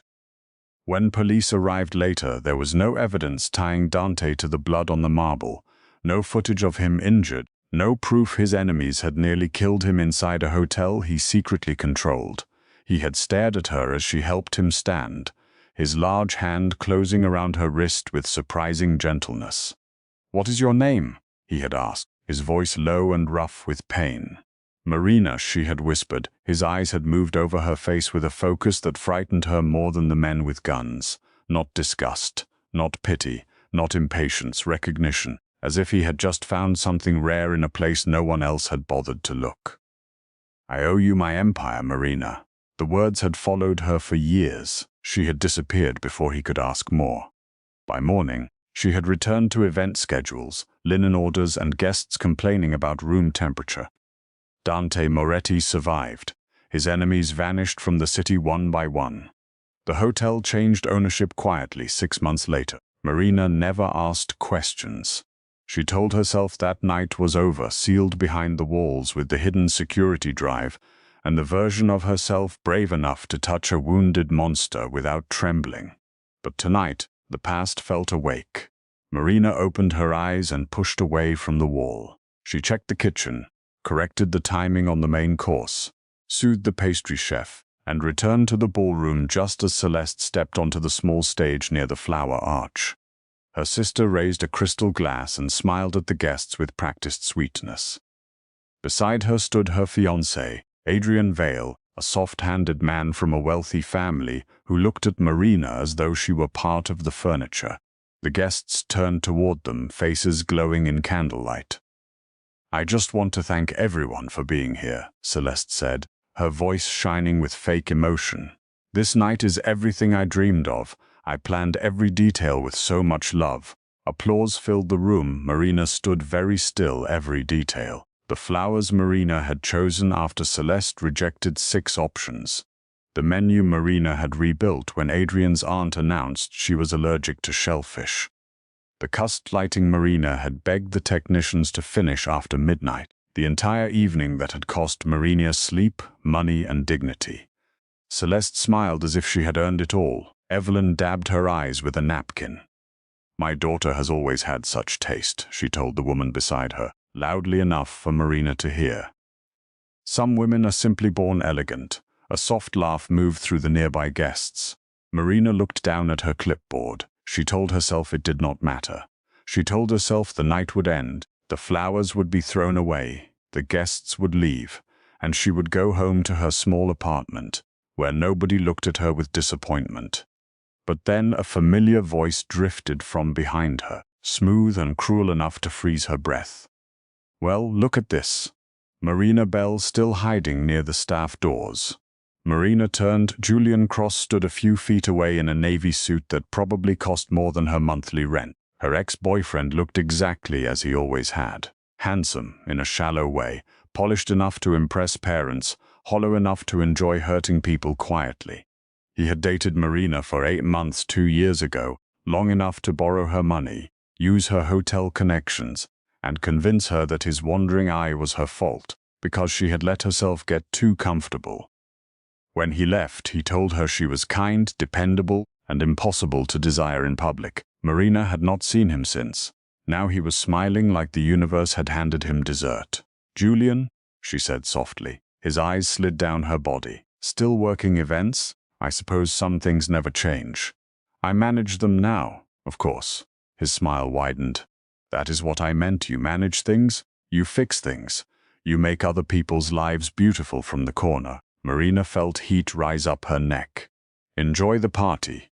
She turned to leave, but Julian stepped into her path with a glass of champagne in his hand. "I heard Celeste planned this herself. Very impressive. Your sister always had the charm in the family." "Celeste had help." "Oh, I'm sure she did." His gaze flicked toward Marina's clipboard. "That is what you are good at, isn't it? Helping, carrying, arranging, paying for things you will never be thanked for." The words landed too close to truth. Marina glanced toward her family, hoping someone might interrupt, but Evelyn saw Julian speaking to her and looked away. Celeste was laughing with Adrian's relatives. No one came. No one ever came. Julian leaned closer, lowering his voice. "You know, I used to feel bad for you. All that longing in your eyes, like if you worked hard enough, someone powerful would finally notice you. But men like that don't choose women like you, Marina. They use women like you to book the room, then walk past you to kiss the pretty one." Something inside her cracked, but not loudly. It was a quiet break, deep and clean. Marina stared at him, and for a moment she wanted to tell him everything. She wanted to tell him about the night in the smoke-filled hallway. She wanted to tell him that the most feared man in the city had once looked at her like she was the only person standing between him and death. She wanted to tell him that power had noticed her before, and it had not looked away, but she said nothing. Some truths were too dangerous to throw at small men. Before Julian could speak again, the ballroom doors opened. A thin ripple of silence moved across the room. At first, Marina thought it was because the next wave of VIP guests had arrived. Then she saw the men in black suits entering first, not smiling, not looking around, their hands folded in front of them with the stillness of trained violence. The hotel security director appeared near the wall and went pale. The musicians faltered. Conversations died one by one until only the soft fountain in the center of the ballroom could be heard. A man stepped through the doors behind them. He was tall, broad-shouldered, and dressed in a black suit cut so perfectly it looked less worn than carved around him. His hair was dark, his face sharply beautiful in a way that made people nervous instead of comfortable, and his eyes were the same black fire Marina remembered from the hallway 4 years ago. Dante Moretti did not hurry. He never needed to. The room made space for him, as if fear itself had hands and was gently pushing everyone aside. Marina forgot how to breathe. Dante's gaze moved across the ballroom, passing over Celeste in her silver gown, Evelyn in her diamonds, Adrian's wealthy relatives, the models, the socialites, the women who straightened as he approached. He did not stop for any of them. His eyes found Marina near the service entrance, trapped beside Julian with a clipboard against her chest, and old humiliation burning in her cheeks. The world seemed to narrow. For one impossible second, Marina was back in the dark service hall with smoke in her lungs and blood on her hands. Dante looked at her as if no time had passed at all. As if the whole hotel, the whole city, maybe the whole dangerous kingdom he ruled had been built around the memory of a woman who vanished before he could say thank you. Julian followed Dante's stare and gave a nervous laugh. "Well, this should be interesting," he muttered. "Maybe the owner has a complaint." Dante crossed the ballroom slowly. No one spoke. No one moved. Marina's mother turned, confused at first, then horrified when she realized where Dante was walking. Celeste's perfect smile faded. Adrian lowered his champagne glass. The guests watched with the hungry stillness of people sensing a scandal before it had a name. Dante stopped directly in front of Marina. He was close enough that she could smell his cologne, dark and expensive, mixed with something colder, something like night air after rain. His eyes lowered to the clipboard clenched in her hands, then rose to her face. There was no mockery there, no surprise at her size, no careless glance past her, only that same intense, dangerous recognition that had haunted her for years. "Marina Bell," he said, and her name sounded different in his mouth, softer and heavier than it had ever sounded from anyone else. "I have owned this hotel for 3 years, and still every beautiful thing inside it seems to come back to you." The room went completely silent. Marina's lips parted, but no words came out. She could feel everyone staring now, not through her, not around her, but at her, really at her. Her family, her co-workers, her ex, the wealthy guests who had treated her like part of the service staff. For the first time all night, they were not asking what she could fix. They were wondering who she was. Dante's gaze shifted to Julian. The temperature around them seemed to drop. "And who?" Dante asked quietly. "Was making her look like that?" Julian's face lost color. "I didn't mean anything. We were just talking." Dante did not blink. "Men like you always call cruelty conversation when someone powerful enters the room." Marina's heart struck hard against her ribs. "Mr. Moretti," she whispered, because she did not know what else to call him in front of all these people. His eyes returned to her, and the coldness softened by 1 degree. "Dante," he corrected gently. "You earned that right years ago." Evelyn suddenly moved forward, her smile trembling. "Mr. Moretti, what an honor. We had no idea you would be attending. I'm Marina's mother. This is my daughter Celeste's engagement party. She planned such a beautiful evening." Dante looked at Evelyn. Not rudely, not loudly. Somehow that made it worse. "No," he said. She attended a beautiful evening. Marina planned it. A murmur passed through the guests. Celeste stepped down from the stage, cheeks flushing. Marina helped a little. She works here, so obviously she knew who to call. Dante's expression did not change. I know exactly what Marina does here. The way he said it made Marina's stomach twist. There was meaning beneath the words, a locked door inside them. Dante knew more than anyone in that room. He knew about the hotel, the old attack, the hidden evidence, and the secret that had connected them long before this engagement party. For years, Marina had believed she had buried that night deep enough that no one could use it against her. But the way Dante's guards scanned the exits told her something was wrong. He had not come only to honor her. He had come because danger had entered the room before him. At the far side of the ballroom, near the mirrored bar, a man in a white dinner jacket watched them with a faint smile. Marina did not know his name, but she felt the fear before she understood it. His smile was too calm, his eyes were too focused. Unlike the guests, he was not shocked by Dante's arrival. He had been waiting for it. Dante saw him too. For the first time since entering the ballroom, something sharp passed across his face. The man lifted his glass slightly, as if making a toast across the room. Then his gaze moved to Marina, slow and deliberate, like he already knew her secrets and was deciding when to bleed them into the light. Dante stepped closer to Marina, his body placing itself between her and the stranger without making it obvious. His voice lowered until only she could hear him. "Do not be afraid." Marina swallowed hard, her fingers trembling around the clipboard. "Of what?" Dante's eyes stayed on the man in the white jacket.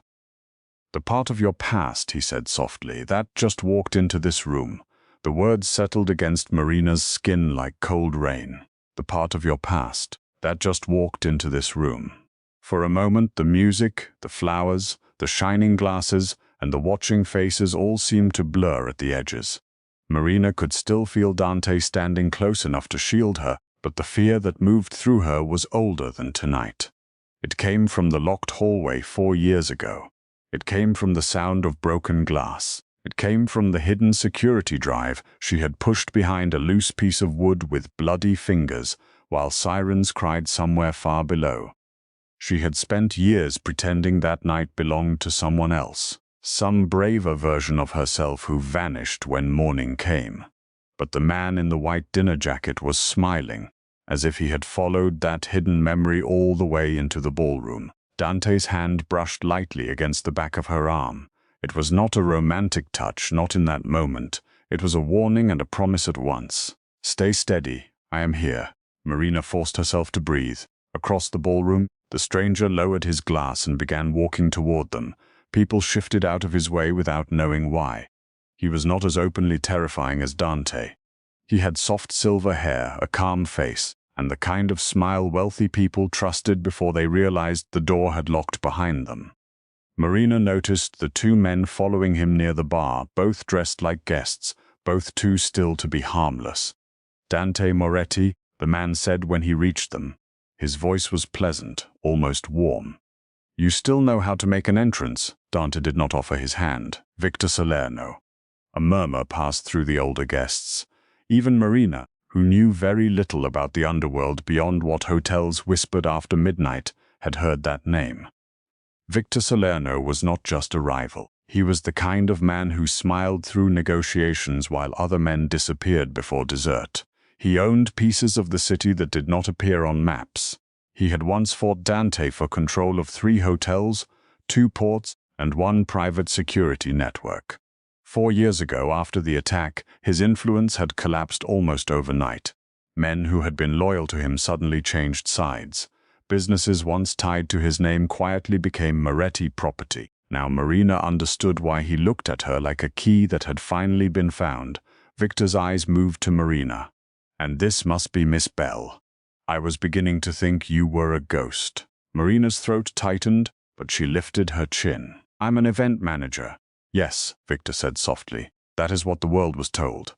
Celeste stepped forward, nervous but too curious to stay quiet. "Excuse me, what is going on?" "Marina, do you know these people?" Evelyn's face had gone pale under her makeup. "Marina, answer your sister. Why is Mr. Moretti speaking to you like this?" Julian gave a dry little laugh, trying to recover the confidence he had lost when Dante looked at him. This is ridiculous. She books menus and argues with florists. You're all acting like she's important. Dante turned his head just enough to look at him. Julian stopped talking. Victor's smile grew. That is the beautiful thing about people like Marina. Everyone underestimates them, family most of all. They stand in hallways, they carry clipboards, they make rooms perfect for people who never remember their names. And because no one is watching them, they see everything. Marina felt the room tightening around her. Every guest now stared with open hunger. This was no longer an engagement party. It had become a trial, and she stood in the center of it with no judge, no witness, and no escape. Dante's guards had slowly spread along the walls. Victor's men remained near the bar. The hotel staff had frozen by the kitchen doors, plates in hand, unsure whether to move or breathe. Victor lifted one hand.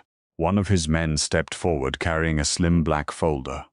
4 years ago, Victor said, his voice smooth enough to make the danger sound like a story told over wine. There was an attack in this hotel. A serious one. A man was wounded. Evidence disappeared. Camera footage changed. Police reports were corrected before investigators arrived. Everyone blamed technical failure. But I have always believed the truth was more personal. Dante's expression hardened. Careful. Oh, I am being careful, Victor said. That is why I waited until tonight. Such a lovely room, such a lovely family, such a lovely audience for the truth. He opened the folder and pulled out a photograph. Marina could not see it clearly at first, but then Victor turned it toward the room. It was grainy, dark, and partly blurred, but she recognized herself. Younger, terrified. Standing in the service hallway with blood on the front of her white blouse, one hand gripping a security drive, gasps broke through the ballroom. Evelyn covered her mouth. Celeste took a step back as if Marina had become contagious. Julian stared at the photo, and something ugly and delighted flickered in his eyes. Victor looked at Marina with false sympathy. There she is, Marina Bell. Not just the helpful daughter, not just the hotel worker, the woman who altered evidence after a violent attack, the woman who protected Dante Moretti when his enemies nearly ended him. The room erupted into whispers. Marina felt the floor tilt under her. For years she had feared this. Not prison, not scandal, not even Dante's world. She had feared the look on her family's faces when they finally had a reason to call her shameful and mean it. Evelyn's horror was instant. Celeste's embarrassment came even faster. Marina, Evelyn whispered. What did you do? I saved a life, Marina said, but her voice came out too soft for anyone beyond Dante to hear. Victor laughed gently. You saved a criminal empire. Dante stepped forward. Enough. But Marina raised her hand. Not to stop him exactly, but to ask for one breath. Dante saw it and went still. The whole ballroom felt the shift. The most feared man in the city, a man people avoided offending even in rumors, had stopped because Marina Bell lifted her hand. Victor noticed too. His smile thinned. Marina looked at the photograph again. The woman in it looked frightened, yes, but she was not weak. She had been standing in a hallway full of blood and smoke, holding the only evidence that could decide who lived and who died. She had been scared, but she had acted. She had protected herself. She had protected a wounded man. She had protected dozens of innocent hotel workers who would have been dragged into a war they did not understand. For years, she had let shame cover that memory, because everyone taught her that taking up space was already something to apologize for. But now, under the chandelier, with her family watching and her enemy smiling, shame began to loosen its grip. I did not know who attacked him when I found him, Marina said, louder this time. Her voice trembled, but it did not break. I knew men with guns were inside my hotel. I knew the alarms had been cut. I knew staff members were hiding in storage rooms and guests were locked upstairs, terrified. I found Dante wounded in a service corridor. I hid him because the men searching for him were shooting anyone who got in their way. Victor's eyes cooled. That sounds noble. It was survival, Marina said. And after I hid him, I found the security drive. It showed your men entering through a staff gate with stolen access cards. It showed them cutting the alarm line. It showed them dragging 2 hotel workers into the loading bay because they had seen too much. The ballroom went silent again, but this time the silence belonged to Marina. Victor's jaw tightened. "You have no proof of that." Marina stared at him. "Yes, I do." For the first time all evening, Dante looked surprised, only slightly, only in the eyes. "Marina," she turned toward him. "I did not destroy the evidence, I hid it." A deep stillness passed between them. Dante understood before anyone else did. The loose baseboard, the laundry hallway, the piece of the past she had never given him because she had been too afraid to step into his world. Victor had come to expose her, believing she was the weak link. He had not considered that the woman everyone ignored might have kept the sharpest knife hidden the whole time. Marina handed Dante her clipboard. The lower service hall, laundry chute wall, 3rd panel from the corner. "I put the original drive behind the wood before the police arrived. I never moved it." Dante looked toward one of his guards. The man left the ballroom immediately. Victor's pleasant mask began to crack. A very dramatic claim from a woman trying to save herself. "No," Marina said. "I spent my life saving other people while they acted like I should be grateful for scraps of kindness. I saved my mother's bills when she overspent. I saved Celeste parties when she forgot to plan them. I saved Julian's pride when he took my money and still called me embarrassing. I saved this hotel's reputation more times than anyone in this room knows. And years ago I saved Dante Moretti's life because I was the only person in that hallway who had the courage to do something." The words came out of her like something uncaged. Evelyn's face crumpled, not with regret yet, but with shock that Marina had dared to speak of family matters in public. Celeste's eyes flashed with panic. Julian's mouth twisted. "Don't make this about us," Celeste snapped. "You're the one standing here with Mafia secrets." Marina turned to her sister, and the last soft thread of obedience inside her finally broke. "You want to talk about site secrets?" Celeste froze. Marina took the microphone from the small stand beside the engagement stage. The speakers gave a faint hum. Dante did not stop her. Victor watched, realizing too late that the room had shifted away from him. Marina was no longer cornered. She was standing where everyone could see her. "This engagement party," Marina said, her voice echoing gently through the ballroom, "was not planned by Celeste. She did not choose the vendors, arrange the flowers, negotiate the menu, or fix the lighting. She did not pay the deposit when the account declined. She did not cover the extra security charge, the custom cake fee, or the second designer dress fitting after she changed her mind." "I did." Cella's face turned red. "Marina, stop." "No," Marina said softly. "I have stopped too many times." She looked toward Evelyn. "Mom, you told the photographer not to put me in family pictures because I would ruin the composition. But my credit card is good enough to hold the room. My work is good enough to make your daughter look elegant. My money is good enough when you need the necklace repaired, the car payment covered, the house taxes delayed, or the groceries delivered. But my body is always too much for you. My face is always something to hide. My name is always something to leave out." The room listened as if the air itself had turned fragile. Julian stepped forward with a cruel smile. "This is pathetic, Marina. You're embarrassing yourself, throwing a tantrum because no one clapped for you." Dante moved so fast that several guests gasped, but Marina spoke before he reached Julian.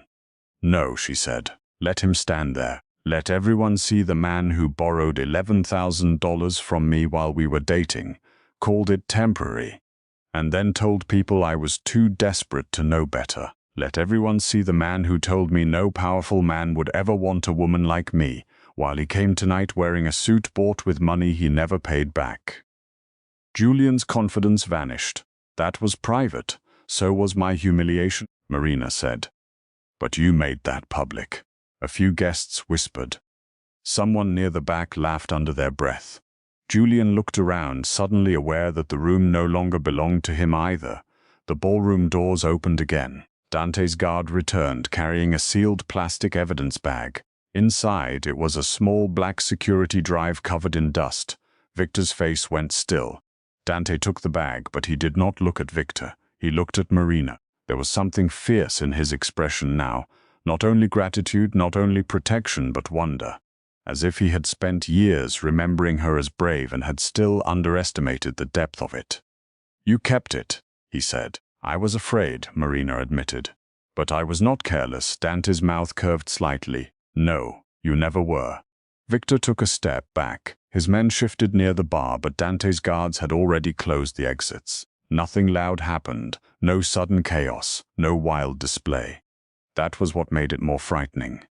Power moved quietly when it was certain of itself. Dante handed the evidence bag to his head of security. "Send copies to the people waiting for them.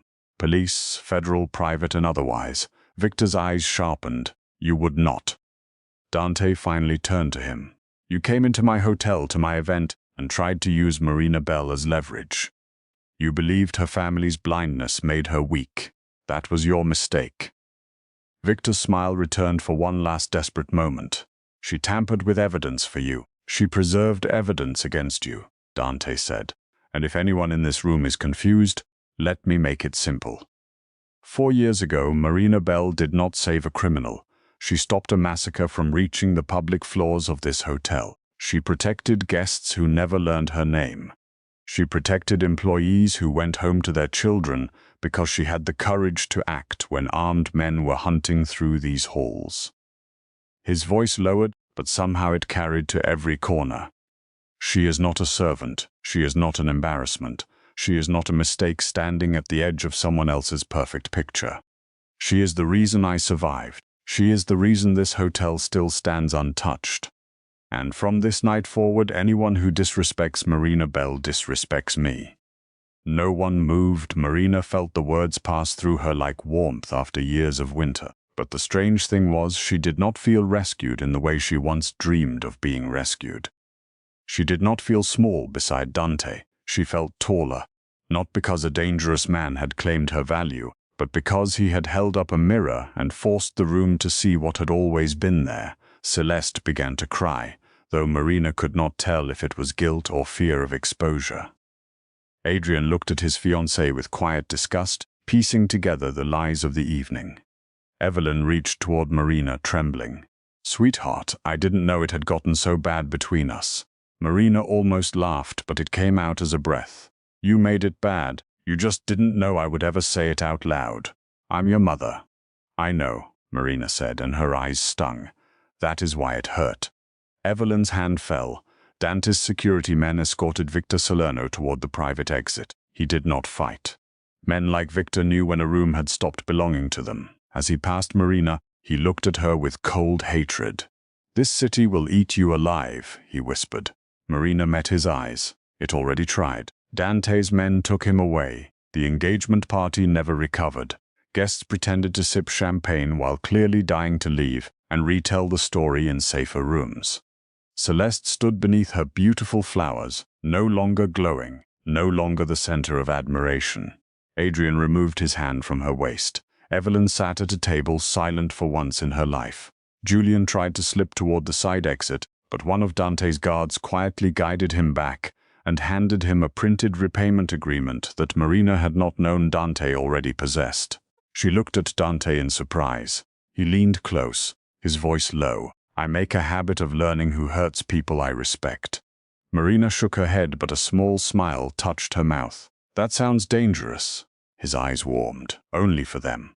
Late, when the ballroom had emptied and the flowers began to droop under the heat of the lights, Marina stood alone in the center of the room. Her clipboard was gone. Her shoes still hurt. Her dress still clung to her soft body in ways she had spent years trying not to notice. But for the first time, she did not pull at the fabric. She did not fold her arms over her stomach. She let herself stand as she was, wide and tired and breathing, surrounded by the ruins of a night that had been meant to celebrate everyone but her. Dante approached slowly. Without the audience, he seemed less like a legend and more like a man carrying years of unfinished words. "I looked for you," he said. Marina turned to him. "I know." His brow lifted slightly. "I had to believe you did," she said. Some night, that was the only thing that made that memory feel less lonely. Dante's expression softened in a way she suspected very few people had ever seen. "You disappeared. I was scared of you, of them, of what it meant that I could do something like that, and then go back to being treated like nothing. You were never nothing. Marina looked down, old instinct pulling at her. Dante stepped closer but did not touch her until she looked back up. That mattered to her. He waited. When she gave the smallest nod, he took her hand in his. His palm was warm, steady, and rough with a life far darker than hers. I cannot give you a peaceful world, he said. I will not lie to you. My life carries enemies, shadows, and choices most people never see. But I can give you truth, respect, protection when you ask for it, and space when you need it. I can give you a seat at every table where your name is spoken. And I can make sure no one in this city ever again mistakes your kindness for weakness. Marina studied him. The most dangerous man in the city was offering her something no one in her family ever had. Not romance first, not beauty, not rescue. Respect. What happens now, she asked. Dante looked around the ballroom. Now you decide. The answer unsettled her more than any command would have. Her whole life had been built around other people deciding where she should stand, what she should wear, how much space she could take, how much gratitude she owed for being tolerated.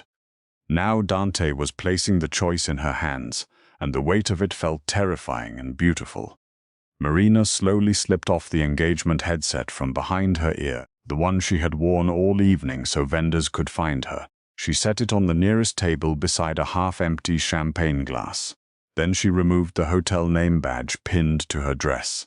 For 7 years, that little badge had been proof that she belonged only in service corridors, only at the edge of beautiful rooms, only useful when invisible. She placed it beside the headset.